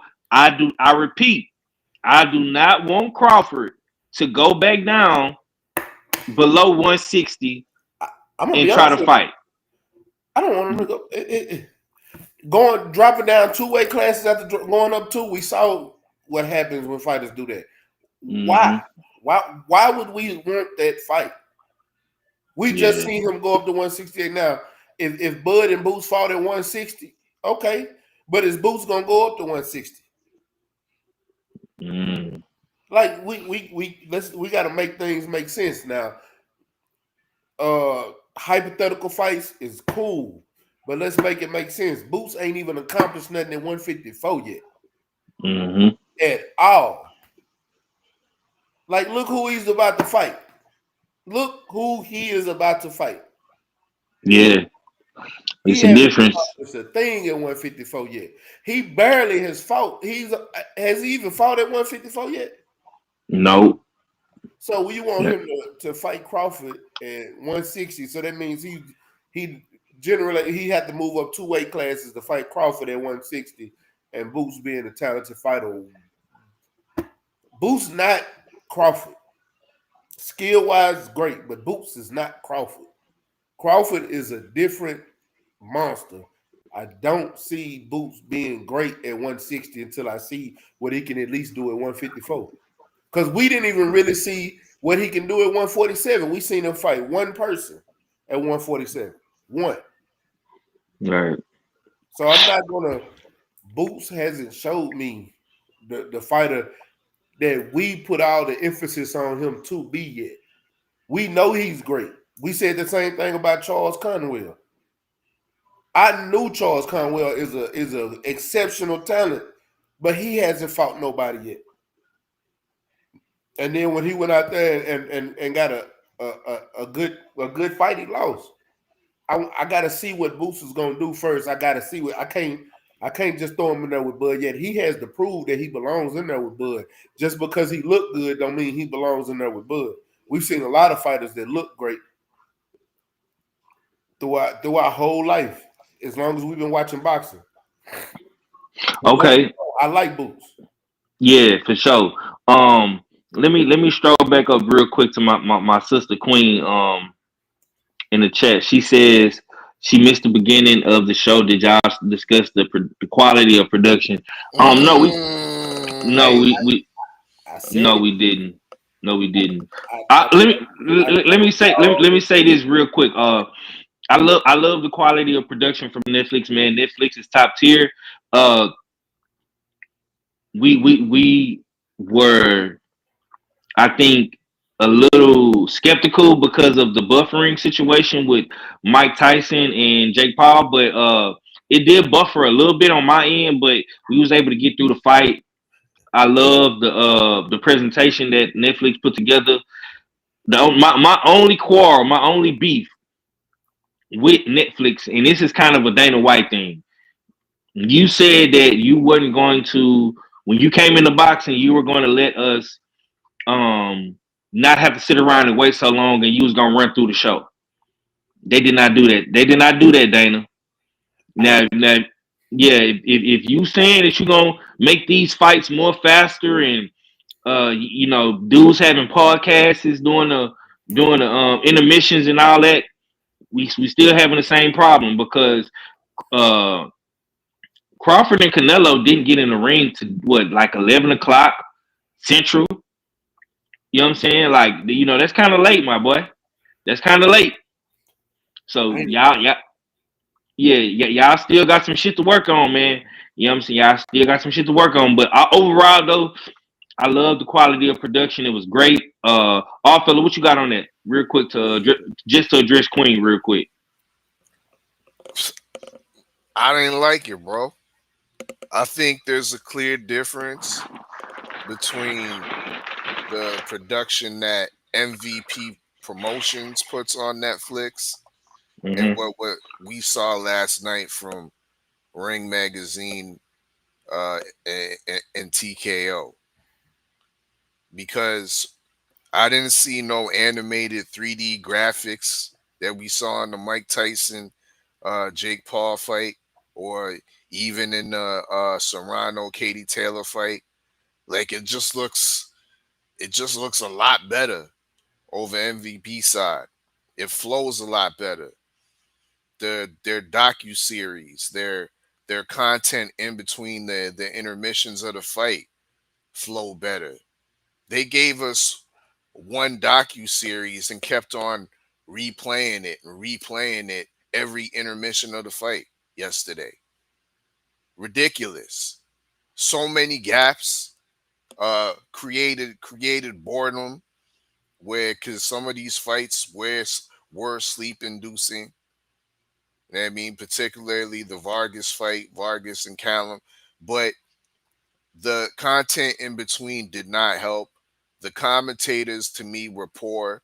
The team that they brought together, particularly Mike Coppinger and Max Kellerman, were notably trash. Notably trash. You know what I mean? Yeah. But there wasn't that back and forth. Like, where was the kind of like the off Lance reporter in the crowd asking the crowd or certain celebrities questions and shit? They had none of that. Didn't seem like it. Um, they had some random guy judging the fight. You know what I mean? As the official judge, like get a legit boxing aficionado, get a legit former boxer doing like the unofficial scorecards, not some randomite motherfucker that nobody's ever heard of. Because I don't know who that guy was doing. You're doing the unofficial You talking about scorecards. Skipper? You talking about Skipper? Skipper, yeah. Who the fuck is Yeah. Skipper? You know what I mean? What credentials does Skipper have to be giving me unofficial scorecards throughout the biggest fight of the decade? You know what I mean? Why is Mario Lopez on the heading the anchor cast for the Because biggest fight of the decade? Like, nah, Mario Lopez Beans. was a part of Contender when they first started. When you had Mario Lopez, Sugar Ray Leonard, and That's the answer you're gonna give me, that's the Stay? best thing. That's the best thing Come I can on, give bro. you. Nah, man. Yeah. They could have done better than that. They could have done a lot better than that. But once again, there was too many gaps. The shit looked basic. It felt like I was watching an ESPN card to me. And no Mm-hmm. shade to ESPN, but this was supposed to be a next Netflix pay per view look style of fight. It's supposed to be a grandiose occasion, not no Friday night ESPN looking type of shit. You know what I mean? Guy have us waiting with a commercial loop like they do on ESPN Plus. That's what they was doing on Netflix yesterday. So there's a And difference. There's a difference between the production you're getting when MVP comes on Netflix and what we're seeing from Ring Magazine, TKO, Dana White, Netflix. Stay, what you got on it, bro? I told y'all they were gonna be. It didn't buffer on my end at all. I actually had it pulled up while we was watching the fight backstage too. I didn't have no buffering. One of the things that I didn't like, and I will say this, that I did not like was Max Kellerman glazing and like Oh my god. so much tall shit. God damn. Then man, he Yeah. said, you gotta, he said, like the late great fighter Riddick Bowe said, you gotta bring ass to give ass, and Terrence Crawford brought ass. What? You gotta bring ass to give ass, and Terrence Crawford brought ass. Bro, Nasty word. come on, man. On Yeah. national TV, that was the Mm-hmm. biggest pause moment I've ever heard an announcer say ever. Come on, man. Hey, bro. It was so bad, bro. My pops, bro. I swear for God, bro. My pops even said it, bro. He say, "Nigga, that's why Stephen A. Smith fired you, nigga."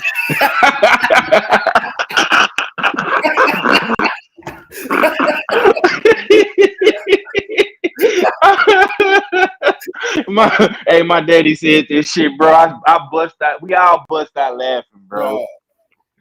Bro, Max, it was bro. Like but yeah, I've been waiting, and I'm not even gonna lie to you. I've yeah. been saying it for a long time. I'm like, damn, I ain't gonna lie, I kind of miss Max. Now I don't. I see why y'all got rid of him. We don't need him. Get some new blood in there. Somebody that I've never liked during commentating actually did a good job last night. Antonio Tarver. I'm gonna give you your flowers. You did a good job last night. But I never liked you before on the OTX and the Pro Box cards and shit like that. I did not like hearing your voice. And you used to say bullshit, but last night you did a good job.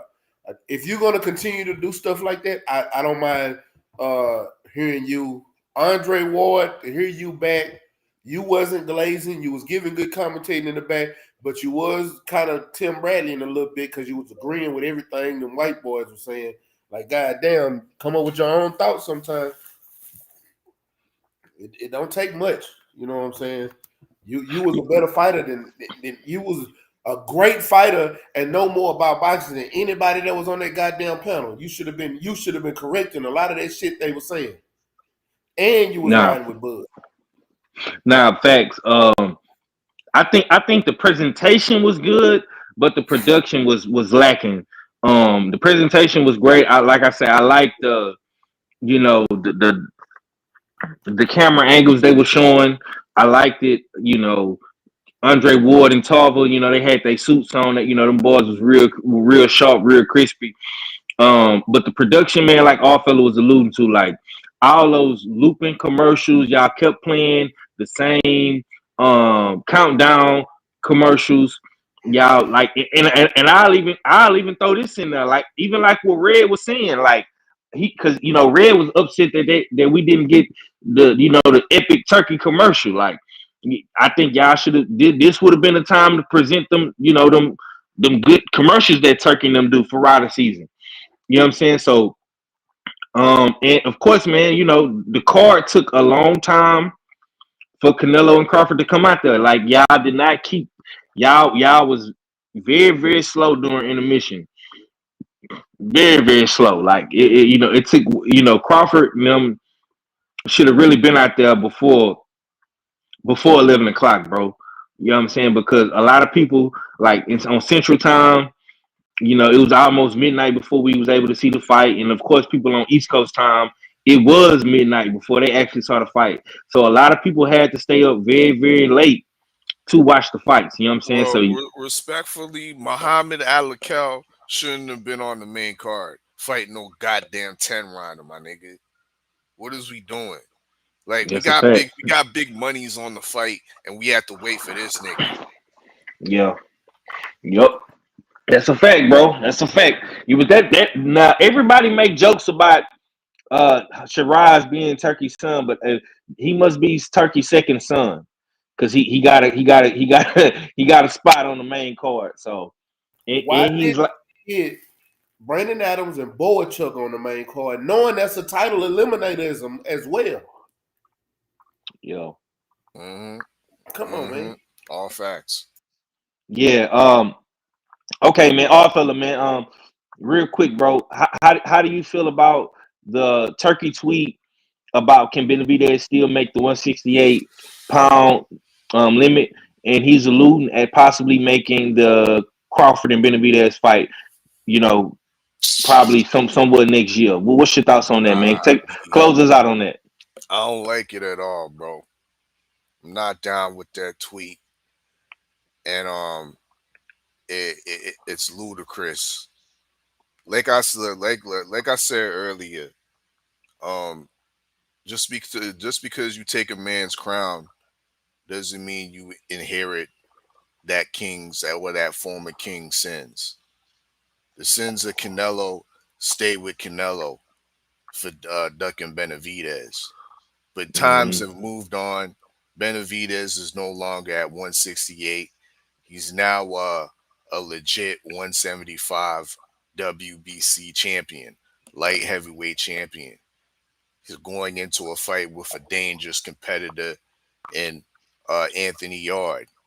He has a lot of unfinished work at 175 with regards to Beterbiev and Bivol. You know what I mean? So there's lots of uh, uh, uh, unfinished work at 175. Furthermore, Turkey can be blamed for persuading or moving Benavides off the Canelo track in the first place. When the WBC finally was putting their foot in the ground and mandating Benavidez as the interim champion to fight Canelo, Turkey led Benavidez elsewhere to 175. He was on the first Riyadh season and fought Vostok at 175. Mm. I mean, and then what else did he do? He promised Benavidez the winner of Beterbiev and Bivol. Now all of a sudden the man's been acclimated at 175.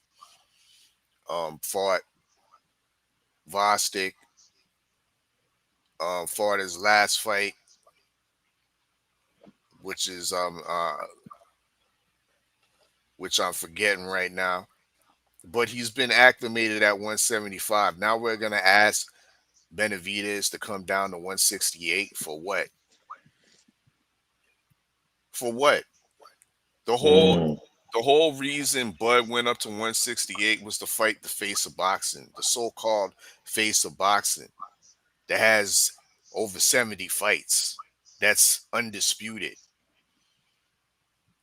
What is Bud fighting for at 168 against or defending against a guy that's your weight draining, a guy that doesn't have the face or recognition of Canelo, a guy that's just been gifted the WBC belt by elevation, by the fact that the WBC stripped Bivol when he was undisputed and gave it to Benavidez by default. You know what I mean? That's not a big fight to Bud. And like I said, we giving Bud his flowers. Let Bud go on his award tour right now. And that award tour does not include weight drain Benavidez that really has unfinished business at 175. Like I said, it's more likely being that major influences behind Bud is Big Turk. And behind Big Turk is Dana. And behind Dana is Ilya Tapora. Yeah, I like how you did that. That was smooth. That was smooth, man. I'll say this, man. I think David Benavidez has moved on with his career. I understand what Turk is trying to do. He's trying to make the big fights. I'm not mad at Turk for making the big fights, but once again, man, that's Canelo's unfinished business that he never settled. Now, if Canelo is so great and he's, the pound for pound, number one guy, face of boxing, all that good stuff.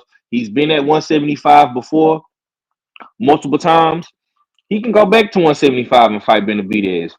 And honestly, we got to see how Benavidez feel about this. We got to see if Benavidez want to move down to 168. You know what I'm saying? Benavidez, he had smoke with Anthony Yard. You know what I'm saying? He's trying to get the winner of Better Be Even Bivol if they ever fight again. I know Bivol just, you know, had surgery, right? So he's out for right now. Maybe Benavidez wants to fight Better Beef. I know Better Beef is on that undercard as well. We're not gonna sit up here and act like Better Beef is not fighting on the undercard as well with David Benavidez and Devin Haney and all those guys. So we got to see what the Mexican Monster want to do. We got my man Cadillac Red, man. I'm glad my man Red did pull up on us. I thought he wasn't gonna make it. Better late than never. You heard me? Wow, what's up with it, Red? How you doing, brother? Yeah, man. Yeah, man. Oh my God, I was outside today planting some good flag football foundational seeds. Oh man, I'm excited, man. I'm excited. My daughter went in practice with the high school team today. You know what I'm saying? I got to holler at the coach. Coming to find out me and the coach real cool. So she the only 7th grader out there. You know what I'm saying? Working out with the older girls and all that other good stuff, man. But yeah, man, I was able to make it, man. What's up, man? Salute to the family and the new, you know what I'm saying, and all that good stuff. I've been smoking cinnamon pack all day. Cinnamon Toast Crunch on the name of the pack. You know what I'm saying? Then I got me some cinnamon blunts. You know what I'm saying? On that, yeah, on that cinnamon. Yes, sir. Yes, sir. Real quick, man. I know you're gonna save a lot of your cook for the Beltway, man. But real quick, how did you feel overall about the fight yesterday with Crawford and Canelo? And I'll just keep it simple with you, man. Is Crawford the GOAT of this era after the Crawford, win? okay, so first off with the fight, great fight. It wasn't like action packed, but it was a great fight, great chess match, great back and forth. Canelo did his thing. Bud proved the naysayers wrong. Yeah, man, it was all around. It was a great night. 70,000. The whole thing to me, you know what I'm saying. The only thing I could complain about a little bit was the production and the sound going out for a little minute. But I mean, other than that, I mean, everything was good, man. They did their thing this weekend, man. Salute to Turkey and Ryder season for doing it big the way they did it big in Allegiant Stadium. You know what I'm saying? For sure. Okay, real quick, bro. Turkey put the tweet out, man. Can David Benavidez still make 168? He's hitting that. He want to put Bud and Benavidez in the ring, man. Is that doing too much, or is that something you would be interested in? I don't need to see that. I'm good. I'm good without seeing Benavidez and Bud. You know what I'm saying? Turkey, that's Turkey showing a little bit of his casual side, and we all know he got that. Bud the GOAT, man. Bud ain't got to do shit else, man. And fighting Benavidez don't do nothing for Bud. You know what I'm saying? Like that don't do nothing. What we talking about? So you mean to tell me Canelo could spend the rest of his career ducking Benavidez, but now Bud come along and Bud got to come fight him, and Benavidez got to drain himself for us to see that? Nah, man. I like the way Benavidez is moving at the new weight class, and I believe he's the champion. You know what I'm saying?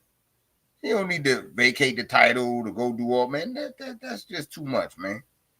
That's too much. You know what I'm saying? We don't need to see that. I want to see if Benavidez to go undisputed in his weight class first. Now, don't get it twisted. If Benavidez had already had some titles at 75, and he was like a title shot away from undisputed, and you know what I'm saying, it was talk like, and Turkey was saying, well, let Benavidez get his undisputed fight, and if he win, y'all two should fight. Then I'll be saying, hell yeah. But not just no one belt guy, man. Come on, man. You know Bud don't do that, man. You know what I'm saying? You got to go do some heavy lifting to fight Bud. All the other guys did it. You know what I'm saying? Go do some heavy lifting, and then Bud come rock with you and take it from you. You know what I'm saying? And show you what it's really hitting on. Okay. Salute to the GOAT, to the new era GOAT, man. You know what I'm saying? Terrence Bud Crawford. He ain't need 50 fights. He did it in 41, and he that guy. Okay. Well, we gonna end it right there, man. We hit our 2-hour mark. If you want to listen to more of the usual suspects, tune in tomorrow, man. Bullshit on the Beltway. Red, what we doing, man? Let us know what we got popping. Is you gonna be able to do the show tomorrow, or you got to keep planting them seeds, man, for the Saints, man, out there in VA. No, man. We outside tomorrow, man. We it's gonna be undisputed talk. We gonna break down the event. You know what I'm saying? Because I got a couple questions about production. I got a couple questions about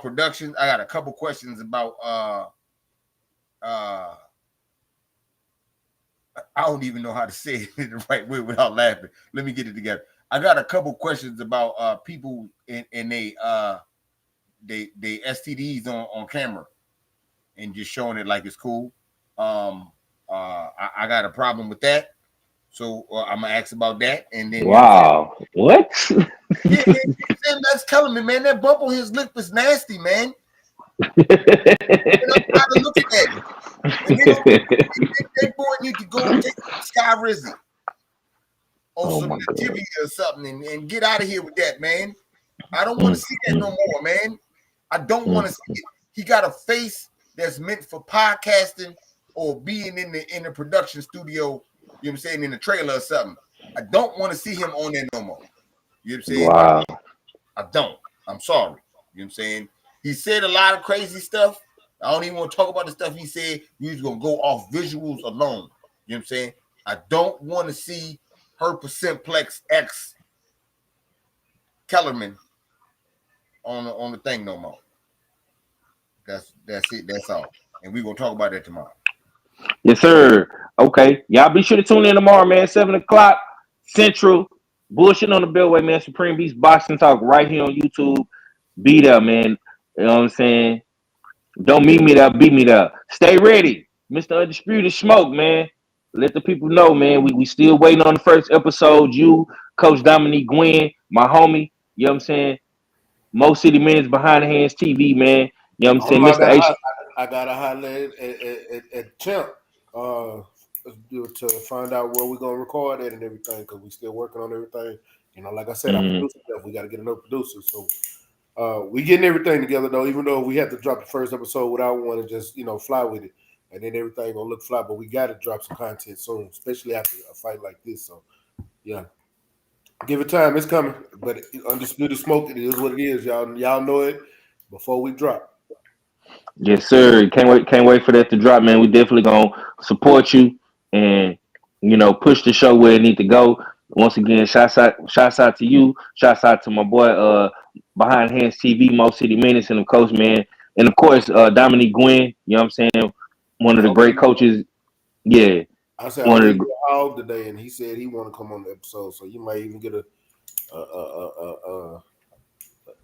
surprise episode with Young Hog on that motherfucker. Okay. Put it in motion. Put it in motion. All fella. With that being said, my brother, go and close us out and let the people know, man. US6 season 2, week 1 fight pool, man. Let's get it. Indeed, you know what I mean. Week 2 has been posted in the US6 Fight League chat. The fight card has been posted. Pay attention though. Friday 6 p.m. will be the deadline because the first fights do start at 7 p.m. So 6 p.m. will be the deadline. That's Eastern time, 6 p.m. Eastern time for week 2's fight card. Make sure y'all shop usualsuspect6.com. We got some new drip on there for the autumn season, for the fall season. Usual Suspect 6 denim jackets are available on Shop Usual. We also got not the Letterman jackets, the Better Man jackets available on shopusualsuspect6.com. Make sure y'all tap into that and check it out. Multiple sizes, 4 different flavors in them Better Man jackets. So yeah, for the cooler weather, those are definitely keep you warm and keep you dripped up. But salute to KG. KG's working on another dope video. Of course, we had the great pop-up session on the Beltway on Friday with all the fighters giving their predictions. So KG's in the process of doing his good doctor edits, and be on the lookout on the Usual Suspect 6 Sports and Entertainment Hub channel right here on YouTube for the extended version or the edited version of all those predictions from all the current and former fighters that popped up on the show, popped up on the Beltway last Friday.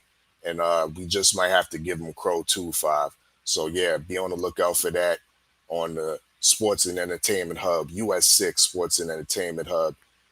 Salute to the chat. Definitely was a great one. Chat was popping, engaging. Of course, it was the fight of the decade we watched. We watched the master class, and it was great to cook on it on Usual Suspect Sundays with 503 Line, the H-Town hard hitter. It's your favorite get your most hated odd fella.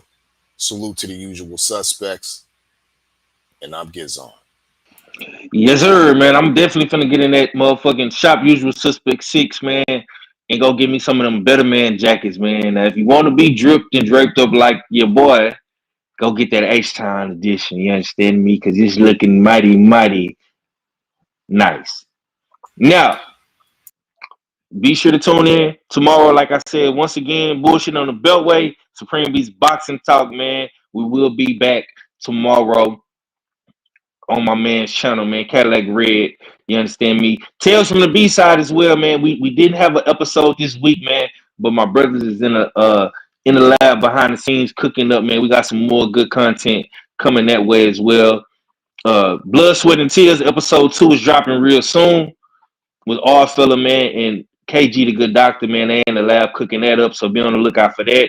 On US6 Sports and Entertainment, the hub, you know what I'm saying? Of course, Stay Ready, Matt got the Undisputed Smoke podcast coming out, man, with the H-Town family, so be on the lookout for that, man. And of course, man, always stay tuned in with me. Subscribe, smash the like button, share that stream. It's the Usual Suspect team. Usual Suspect Sundays, man. Trill Thursdays, Trouble Tuesday, and all of the good content that I drop throughout the week. The videos, the shorts, man. I appreciate everybody for watching those as well, man. But on that note, we're going to get up out of here. Y'all have a safe Sunday. And, start your marathon Monday off the right way. And we're going to end it the right way, man. You know what I'm saying? And we'll be back, man. Much love to the chat. Much love to the six. It's your boy 503 Lion, the hard hitter sports entertainment, the Texas Dripper, the Sixer, and we gone. Peace.